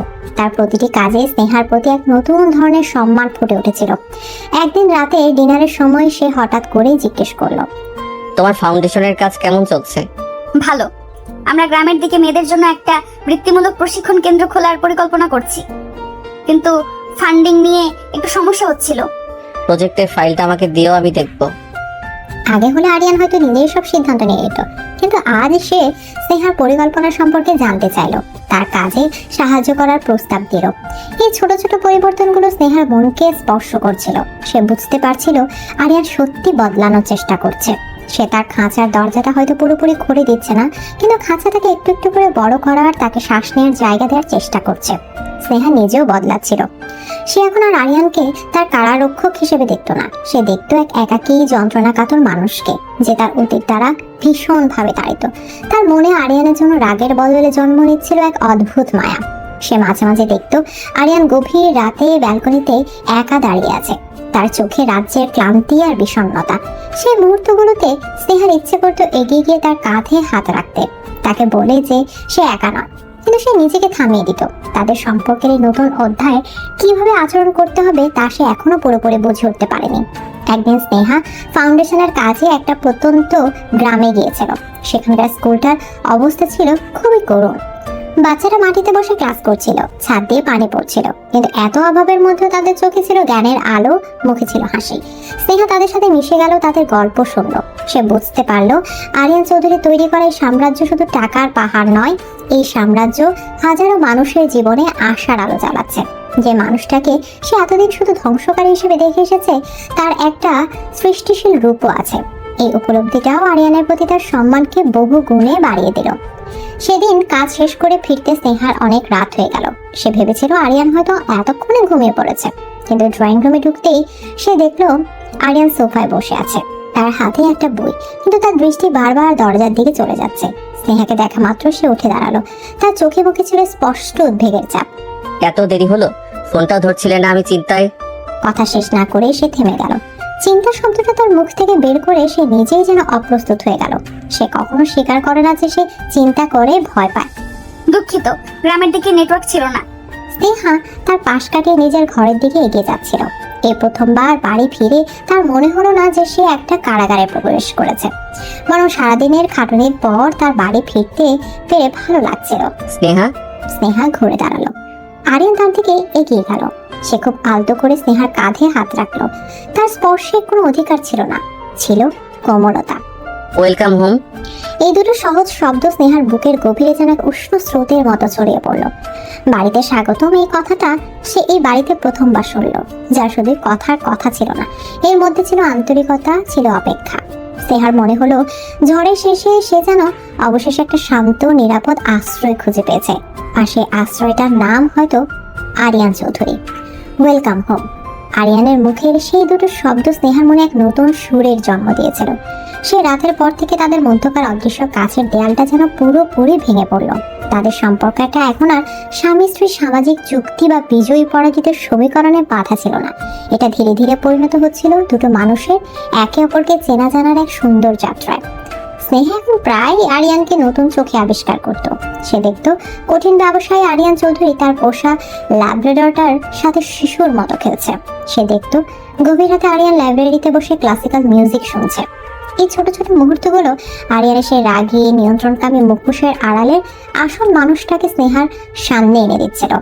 তার মনে হতে লাগলো সে এই মানুষটাকে প্রায় কিছুই চিনত না। একদিন সন্ধ্যায় বাইরে ঝুম বৃষ্টি হচ্ছিল। স্নেহা লাইব্রেরিতে বসে তার প্রিয় লেখকের একটা বই পড়ছিল, আর আরিয়ান কিছুটা দূরে বসে ল্যাপটপে কাজ করছিল। ঘরের ভেতর ছিল শুধু বৃষ্টির ঝমঝম শব্দ আর টেবিল ল্যাম্পের নরম আলো। পরিবেশটা ছিল অদ্ভুত রকম শান্ত আর আরামদায়ক। বইয়ের একটা অংশ পড়ে স্নেহা খিলখিল করে হেসে উঠল। কি হলো, একা একাই হাসছো? কিছু না, বইয়ের একটা লাইন খুব মজার ছিল। তাই? আমাকে শোনাও তো দেখি, তোমার রুচি কেমন? স্নেহা কিছুটা লজ্জা পেয়েও লাইনটা পড়ে শোনালো। সেটা দিয়ে তাদের মধ্যে কথা শুরু হলো। বই, লেখালেখি, সিনেমা, স্বপ্ন, একটার পর একটা বিষয় নিয়ে তাদের মধ্যে অনর্গল কথা চলতে লাগলো। স্নেহা অবাক হয়ে আবিষ্কার করলো তাদের দুজনের পছন্দে অনেক মিল। যে মানুষটাকে সে তার সম্পূর্ণ বিপরীত ভাবতো, তার সাথে তার চিন্তার জগৎটা এতটা মিলে যাবে এটা সে কল্পনাও করতে পারেনি। এই প্রথমবার তারা কোনো অভিযোগ, কোনো শর্ত ছাড়াই বন্ধুর মতো কথা বললো। এই ঘটনার পর থেকে তাদের মধ্যে কথাবার্তা অনেক সহজ হয়ে গেল। স্নেহা এখন আর আরিয়ানকে ভয় পেত না, বরং তার সঙ্গ উপভোগ করতে শুরু করেছিল। তার মনে আরিয়ানের জন্য এক নতুন অনুভূতি জন্ম হচ্ছিল, যা ছিল সম্মান আর মায়ার ঊর্ধ্বে। এই অনুভূতিটাকে সে ঠিক নাম দিতে পারছিল না, বা হয়তো নাম দেওয়ার সাহস পাচ্ছিল না। একদিন অফিসে স্নেহা জানতে পারলো আরিয়ানের খুব গুরুত্বপূর্ণ একটা ডিল নিয়ে মিটিং আছে, যা নিয়ে সে গত কয়েক সপ্তাহ ধরে খুব চিন্তিত। সেদিন বাড়ি ফিরে সে দেখলো আরিয়ান স্টাডি রুমে বসে আছে, তার চোখে মুখে রাজ্যের ক্লান্তি আর দুশ্চিন্তার ছাপ। মিটিংটা ভালো হয়নি। স্নেহাকে দেখে সে জোর করে একটু হাসার চেষ্টা করলো। স্নেহা কিছু না বলে রান্নাঘরের দিকে চলে গেল। কিছুক্ষণ পর সে দুটো কফির মগ হাতে আরিয়ানের স্টাডি রুমে প্রবেশ করলো। আরিয়ান অবাক হয়ে তার দিকে তাকালো। পরিচারিকাদের দিয়ে কফি পাঠানো আর নিজ হাতে কফি বানিয়ে নিয়ে আসার মধ্যে যে আকাশ পাতাল তফাৎ, সেটা সে খুব ভালোভাবে বুঝতে পারছিল। ভাবলাম আপনার হয়তো ভালো লাগবে। ধন্যবাদ। তার কণ্ঠস্বরটা ছিল কৃতজ্ঞতায় ভেজা। স্নেহা চলে যেতে উদ্যত হতেই আরিয়ান তাকে ডাকলো। বসো। স্নেহা তার সামনের চেয়ারটায় বসলো। আরিয়ান তার মিটিং এর সমস্যাগুলো নিয়ে স্নেহার সাথে আলোচনা করতে শুরু করলো। সে কোনো সমাধান চাইছিল না, সে শুধু তার ভেতরে চাপটা কারোর সাথে ভাগ করে নিতে চাইছিল। স্নেহা মনোযোগ দিয়ে তার সব কথা শুনলো, মাঝে মাঝে নিজের মতামতও দিল। সেই রাতে তার শুধু স্বামী স্ত্রী বা বস কর্মচারী ছিল না, তারা ছিল দুজন সঙ্গী, যারা একে অপরের পাশে বসে কঠিন সময়টা পার করার চেষ্টা করছিল। কয়েকদিন পর এক সপ্তাহান্তে আরিয়ান স্নেহাকে অবাক করে দিল। চলো আজ আমরা বাইরে থেকে ঘুরে আসি। অফিসে কাজ নেই? আজ কোনো কাজ নয়, শুধু আমরা দুজন। আরিয়ান তাকে কোনো দামি রেস্তোরাঁ বা শপিং মলে নিয়ে গেল না। সে গাড়ি চালিয়ে শহর থেকে অনেক দূরে একটা শান্ত নিরিবিলি লেকের ধারে নিয়ে গেল। চারপাশ সবুজের সমারোহ, পাখির ডাক আর লেকের শান্ত জল। জায়গাটা ছিল ছবির মতো সুন্দর। এটা আমার সবচেয়ে প্রিয় জায়গা। মন খারাপ হলে আমি এখানে চলে আসি। স্নেহা বুঝতে পারলো আরিয়ান তাকে শুধু একটা জায়গায় বেড়াতে আনেনি, সে তাকে তার ব্যক্তিগত গোপন পৃথিবীর একটা অংশে প্রবেশ করার অনুমতি দিয়েছে। ছোটবেলায় মায়ের সাথে এখানে মাছ ধরতে আসতাম। মা চলে যাওয়ার পর আর আসা হয়নি। অনেক বছর পর আজ এলাম। আরিয়ান এই কথায় স্নেহার ভেতরটা মোচড় দিয়ে উঠল। সে দেখলো এই শক্তিশালী মানুষটার ভেতরেও একটা শিশু লুকিয়ে আছে, যে আজও তার মাকে খুঁজে বেড়ায়। তারা লেকের ধারে পাশাপাশি বসে সূর্যাস্ত দেখছিল। পরন্ত বিকেলের আলোয় আরিয়ানের মুখটা অদ্ভুত মায়াবী লাগছিল। হঠাৎ একটা ঠান্ডা বাতাস এসে স্নেহার শরীরে কাঁপুনি ধরিয়ে দিল। কিছু বুঝে ওঠার আগেই আরিয়ান তার গায়ের কোটটা খুলে স্নেহার কাঁধে জড়িয়ে দিল। শুধু তাই নয়, সে স্নেহাকে আলতো করে নিজের আরো কাছে টেনে নিল। তার বলিষ্ঠ হাতের বেষ্টনীর মধ্যে স্নেহা এক অদ্ভুত নিরাপত্তা আর উষ্ণতা অনুভব করলো। তাদের মধ্যে দূরত্ব এতটাই কমে এসেছিল যে সে আরিয়ানের হৃদস্পন্দনও শুনতে পাচ্ছিল। স্নেহা। আরিয়ানের এই ডাক শুনে স্নেহার বুকের ভেতরটা ধক করে উঠল। সে মুখ তুলে আরিয়ানের চোখের দিকে তাকালো। সেই চোখে ছিল এমন এক গভীর আবেগ যা স্নেহা আগে কখনো দেখেনি। আরিয়ান খুব ধীরে ধীরে তার মুখের দিকে ঝুঁকে এলো। স্নেহা চোখ বন্ধ করে ফেললো। সে জানতো এই মুহূর্তটা তাদের সম্পর্কে নতুন ভোর নিয়ে আসতে চলেছে। সে আর বাধা দিল না, বরং নিজেকে সঁপে দিল এই আসন্ন মুহূর্তটির কাছে। আরিয়ানের মুখটা যখন ধীরে ধীরে ঝুঁকে আসছিল, স্নেহার মনে হলো তার হৃদস্পন্দন কয়েক মুহূর্তের জন্য থেমে গেছে। তার চোখের সামনে ভেসে উঠেছিল তাদের প্রথম রাতের ভয়ঙ্কর স্মৃতি, আরিয়ানের সেই হিংস্র রূপ। কিন্তু আজ এই লেকের ধারে পরন্ত বিকেলের স্নিগ্ধ আলোয় তার সামনে যে মানুষটা ছিল, সে সেই পুরনো আরিয়ান নয়। এই মানুষটার চোখে ছিল ভয়, ছিল একরাশ দ্বিধা, আর ছিল এক গভীর না বলা আরতি। স্নেহা তার অতীতের সমস্ত তিক্ততাকে মন থেকে ছেড়ে ফেলে চোখ বন্ধ করলো। আরিয়ানের ঠোঁট যখন স্নেহার ঠোঁটকে স্পর্শ করলো, সেই স্পর্শে কোনো জোর ছিল না, ছিল না কোনো অধিকার ফালানোর চেষ্টা, ছিল শুধু একরাশ কোমলতা আর পরম মমতা। এটা ছিল দুটো ভাঙা হৃদয়ের প্রথমবার একে অপরকে খুঁজে পাওয়ার মুহূর্ত। স্নেহার মনে হলো বহু বছর ধরে বয়ে বেড়ানো এক নিদারুণ যন্ত্রণা যেন এই একটা স্পর্শের মুহূর্তের মধ্যে করে গেল। আরিয়ানের কাছেও এই অনুভূতিটা ছিল একেবারেই নতুন। সে প্রথমবার কোনো কিছু জয় করার জন্য নয়, বরং নিজেকে সঁপে দেওয়ার জন্য কাউকে স্পর্শ করলো। কয়েক মুহূর্ত পর যখন তারা একে অপর থেকে বিচ্ছিন্ন হলো, তখন দুজনের চোখই ছিল এক অব্যক্ত আবেগ আর জলের রেখা। সেই বিকেলের পর বাড়ি ফেরার পথটা ছিল শান্ত, কিন্তু সেই শান্ততার গভীরে ছিল হাজারো না বলা কথার অনুকরণ। তারা কেউ কোনো কথা বলবো না, কিন্তু তাদের হাতের আলতো স্পর্শ, তাদের চোখের ভাষা যেন একে অপরকে সব কথা বলে দিচ্ছিল। সেই দিনের পর থেকে চৌধুরী ম্যানশনের পরিবেশ পুরোপুরি বদলে গেল। বাড়িতে এখন আর স্নেহার কাছে কারাগার মনে হতো না। আরিয়ান আর তার মধ্যে এক নতুন মিষ্টি সম্পর্ক তৈরি হয়েছিল। তারা এখন একসাথে কফি খেত, গভীর রাত পর্যন্ত সিনেমা দেখত, ফাউন্ডেশনের কাজ নিয়ে আলোচনা করত। আরিয়ান এখন আর তার উপর কোনো নিয়ম চাপিয়ে দিত না, বরং প্রতিটি কাজে তার মতামতকে গুরুত্ব দিত। সে স্নেহাকে তার প্রাপ্য সম্মান আর স্বাধীনতা ফিরিয়ে দেওয়ার আপ্রাণ চেষ্টা করছিল। আর স্নেহা তার ঘৃণার খোলস ছেড়ে বেরিয়েছে, আরিয়ানের এই নতুন রূপটাকে ভালোবাসতে শুরু করেছিল। সে আবিষ্কার করলো আরিয়ানের হাসির মধ্যে এক শিশুর সারল্য লুকিয়ে আছে। সে দেখলো আরিয়ান যখন কোনো সমস্যায় পড়ে, তখন তার কপালে চিন্তার ভাঁজ কতটা গভীর হয়। সে আরিয়ানের সেই সব ছোট ছোট অভ্যাস, ভালো লাগা মন্দ লাগাগুলোকে ভালোবাসতে শুরু করলো। কিন্তু একটা দ্বিধা তার মনকে এখনো কুড়ে কুড়ে খাচ্ছিল। তারা একে অপরের খুব কাছে এসে গিয়েছিল, কিন্তু ভালোবাসার সেই তিনটে শব্দ, আমি তোমাকে ভালোবাসি, এখনো তাদের মধ্যে বলা হয়নি। স্নেহার ভয় হতো এই যে পরিবর্তন, এটা কি স্থায়ী? আরিয়ানের এই কোমল রূপটা কি তার নতুন কোনো কৌশল? তার মনের গভীরে লুকিয়ে থাকা সেই পজিটিভ মানুষটা কি আবার কোনোদিন জেগে উঠবে? এই প্রশ্নগুলো তাকে পুরোপুরি নির্ভর করতে দিচ্ছিল না। একদিন রাতে আকাশ ছিল পূর্ণিমার চাঁদ। সে চাঁদের আলো এসে পড়ছিল তাদের শোবার ঘরে। স্নেহা ব্যালকনিতে দাঁড়িয়েছিল, তার মন ছিল চিন্তামগ্ন। আরিয়ান নিঃশব্দে তার পেছনে এসে দাঁড়ালো। কি ভাবছো এত? আমাদের কথা ভাবছিলাম, সবকিছু কত দ্রুত বদলে গেল, কখনো কখনো বিশ্বাসই হতে চায় না। স্নেহার এই কথা আরিয়ান বুঝতে পারে তার মনের ভেতরে দ্বিধাটা। সে আলতো করে স্নেহাকে নিজের দিকে ঘোরালো। তার দুটো হাত নিজের হাতের মধ্যে তুলে নিল। চাঁদের আলোয় স্নেহার মুখটা অদ্ভুত মায়াবী লাগছিল। স্নেহা, আমি জানি আমি তোমাকে যে কষ্ট দিয়েছি তা হয়তো কোনোদিনও পুরোপুরি মোছার যোগ্য নয়। আমার ভালোবাসা প্রকাশ করার পদ্ধতি ছিল একটা দানবের মতো। আমি তোমার জীবনটাকে নরক বানিয়ে দিয়েছিলাম, কারণ আমি ভয় পেতাম, আমি তোমাকে হারানোর ভয় পেতাম, যেমন করে আমি আমার জীবনের সব কিছুকে হারিয়েছি। আরিয়ানের কণ্ঠস্বর আবেগে কাঁপছিল। তার চোখের গভীরে ছিল একরাশ অনুশোচনা আর ভয়। কিন্তু এই কদিনে তোমার সাথে থেকে আমি নতুন করে বাঁচতে শিখেছি। তুমি আমাকে শিখিয়েছো যে ভালোবাসা মানে অধিকার প্রতিষ্ঠা করা নয়, ভালোবাসা মানে বিশ্বাস করা, একে অপরের পাশে থাকা। তুমি আমার ভেতরে সেই ভাঙা ক্ষতবিক্ষত মানুষটাকে দেখেও ঘৃণা করনি, এবং তাকে বোঝার চেষ্টা করেছো, তাকে সারিয়ে তোলার চেষ্টা করেছো। আমি জানি না আমি তোমার এই ভালোবাসার যোগ্য কিনা, কিন্তু আমি আর এই মুখোশ পরে থাকতে পারছি না, আমি আর অভিনয় করতে পারছি না। আরিয়ান স্নেহার হাতের উপর হাতটা আরো শক্ত করে ধরলো। তার চোখ দিয়ে টপ টপ করে পানি পড়তে শুরু করলো। আমি তোমাকে ভালোবাসি স্নেহা, আমার জীবনের সবকিছুর চেয়ে বেশি ভালোবাসি, আমার সবটুকু দিয়ে ভালোবাসি। এই স্বীকারোক্তিটা যেন এক ঝড়ে বাতাসের মতো সে স্নেহার সমস্ত দ্বিধা, সমস্ত ভয়কে উড়িয়ে নিয়ে গেল। যে কথাগুলো শোনার জন্য তার মন এতদিন ধরে অপেক্ষা করছিল, আর সেই কথাগুলো সে শুনলো। তার চোখ থেকে অঝরে জল পড়তে শুরু করছিল, কিন্তু এই জল ছিল কষ্টের নয়, পরম শান্তির, পরম প্রাপ্তি। আরিয়ান তার জীবনের সবচেয়ে বড় সত্যিটা আজ তার সামনে উন্মোচন করে দিয়েছে। নিজেকে পুরোপুরি সঁপে দিয়েছে স্নেহার কাছে। সে অধীর আগ্রহ অপেক্ষা করছিল স্নেহার উত্তরের জন্য। তার বুকটা ধরফর করছিল। স্নেহা কি তাকে গ্রহণ করবে, নাকি তার অতীতের পাপের জন্য তাকে চিরদিনের জন্য প্রত্যাখ্যান করবে? এদিকে আরিয়ানের সেই আবেগঘন স্বীকারোক্তির পর কয়েক মুহূর্ত কেটে গেল এক ভিনপথ নীরবতায়। ঘরের ভেতর শুধু দুজনের ভারী নিঃশ্বাসের শব্দ। আরিয়ানের ভেজা চোখ দুটো স্নেহার উত্তরের অপেক্ষা স্থির হয়েছিল। স্নেহা আলতো করে তার হাতটা ছাড়িয়ে নিয়ে আরিয়ানের গাল থেকে চোখের জল মুছে দিল। তারপর তার ঠোঁটের কোণে ফুটে উঠল এক স্নিগ্ধ মায়াবী হাসি।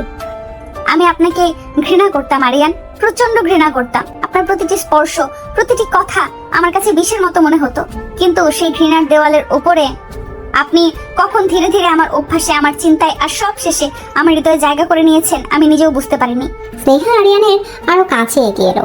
সে আরিয়ানের চোখের দিকে তাকিয়ে তার হৃদয়ের সবটুকু আবেগ উজাড় করে দিয়ে বলল, আমি আপনার শাসনকে নয়, আপনার শাসনের আড়ালে লুকিয়ে থাকা ভালোবাসাকে ভালোবেসে ফেলেছি। আমি আপনার ক্ষমতাকে নয়, আপনার ক্ষমতার পেছনের একাকিত্বকে ভালোবেসে ফেলেছি। আমি আপনার বাইরের কঠিন মানুষটাকে নয়, আপনার ভেতরের সেই শিশুটাকে ভালোবেসে ফেলেছি, যে আজও ভালোবাসা খুঁজে। হ্যাঁ, আমিও আপনাকে ভালোবাসি আরিয়ান, খুব ভালোবাসি। স্নেহার এই উত্তরে আরিয়ানের মনে হলো সে যেন পৃথিবীর সব সুখ এক মুহূর্তে পেয়ে গেছে। সে আর এক মুহূর্ত অপেক্ষা না করে স্নেহাকে নিজের বুকের মধ্যে জড়িয়ে ধরল। এই আলিঙ্গনে কোনো জোর ছিল না, ছিল শুধু দুটো মানুষের একে অপরের মধ্যে নিজেদের খুঁজে পাওয়ার আশ্রয়। তাদের দুজনের চোখের জলেই আজ তাদের অতীতটা ধুয়ে মুছে সাফ হয়ে গেল। এরপরের কয়েকটা মাস ছিল স্বপ্নকেও হার মানানো সুন্দর। চৌধুরী মেনশন, যে একসময় স্নেহার কাছে ছিল কারাগার, তা এখন পরিণত হয়েছে এক ভালোবাসার নীড়ে। স্নেহা নিজের হাতে বাড়িটা নতুন করে সাজিয়েছে। প্রতিটি কোণায় এখন তার রুচির ছোঁয়া, আর আরিয়ান তাকে দিয়েছে সম্পূর্ণ স্বাধীনতা। তাদের মধ্যে এখন আর কোনো লুকোচুরি নেই, কোনো ভয় নেই। আজ শুধু অপরন্ত বিশ্বাস, বন্ধুত্ব আর ভালোবাসা। তারা এখন একসাথে ফাউন্ডেশনের কাজ করে। আরিয়ানের বিচক্ষণতার, স্নেহার সহানুভূতির মিশ্রণে চৌধুরী ফাউন্ডেশনের এক নতুন উচ্চতায় পৌঁছেছে। আরিয়ানের কর্মচারীরা এখন এক নতুন বসকে দেখছে। সে আগের মতোই কঠিন পরিশ্রমী, কিন্তু এখন অনেক বেশি মানবিক। একদিন বিকেলে আরিয়ান স্নেহাকে নিয়ে গেল এক বিশেষ জায়গায়, একটা শান্ত সুন্দর কবরস্থান। একটা সাদা পাথরের কবর সামনে এসে তারা দাঁড়ালো। কবরের ফলকে লেখা রাবেয়া চৌধুরী। মা, এই হলো স্নেহা, আমার ভালোবাসা, আমার জীবন সঙ্গী। আমাকে আবার নতুন করে বাঁচতে শিখিয়েছে। আমি জানি তুমি আজ যেখানেই আছো ওকে দেখে খুব খুশি হচ্ছ। আরিয়ানের এই কাজে স্নেহার চোখ ভিজে গেল। সে বুঝতে পারলো আরিয়ান তাকে তার জীবনের সবচেয়ে পবিত্র আর গোপন অংশীদার করে নিয়েছে। গল্পের শেষটা করা যাক 1 বছর পরের এক সুন্দর সন্ধ্যায়। তারা দুজনে সেই ব্যালকনিতে দাঁড়িয়েছিল, যেখানে একদিন স্নেহা দাঁড়িয়ে মুক্তির জন্য হাহাকার করত। আজ সে আরিয়ানের বুকে মাথা রেখে পরম শান্তিতে সূর্যাস্ত দেখছে। এখনো কি এই বাড়িটাকে তোমার কারাগার মনে হয়? না, যে বাড়িতে এতটা ভালোবাসা থাকে সেটা কারাগার হতে পারে না, সেটা স্বর্গ হয়ে যায়। আপনি আমাকে জোর করে বিয়ে করেছিলেন, এটা সত্যি, কিন্তু আমার ভালোবাসাকে আপনি আপনার ভালোবাসা দিয়েই জয় করে নিয়েছেন। আর তুমি আমার ভিতরে পশুটাকে একজন মানুষ বানিয়েছো। তুই আমার সেই অগ্নিপ্রেম, যা আমাকে পুড়িয়ে শুদ্ধ করেছে, পূর্ণতা দিয়েছে। তাদের ভালোবাসার গল্পটা হয়তো কোনো রূপকথার মতো শুরু হয়নি, তাদের পথটা ছিল কাঁটায় ভরা, ছিল অনেক ভুল বোঝাবুঝি আর যন্ত্রণা, কিন্তু সব ঝড় শেষে তারা একে অপরের মধ্যেই নিজেদের আশ্রয় খুঁজে পেয়েছিল। যে ভালোবাসা ঘৃণার আগুন থেকে জন্ম নেয় তার উত্তাপ হয়তো একটু বেশিই হয়। আরিয়ান আর স্নেহার ভালোবাসাও ছিল ঠিক তেমনই তীব্র, গভীর এবং চিরন্তন।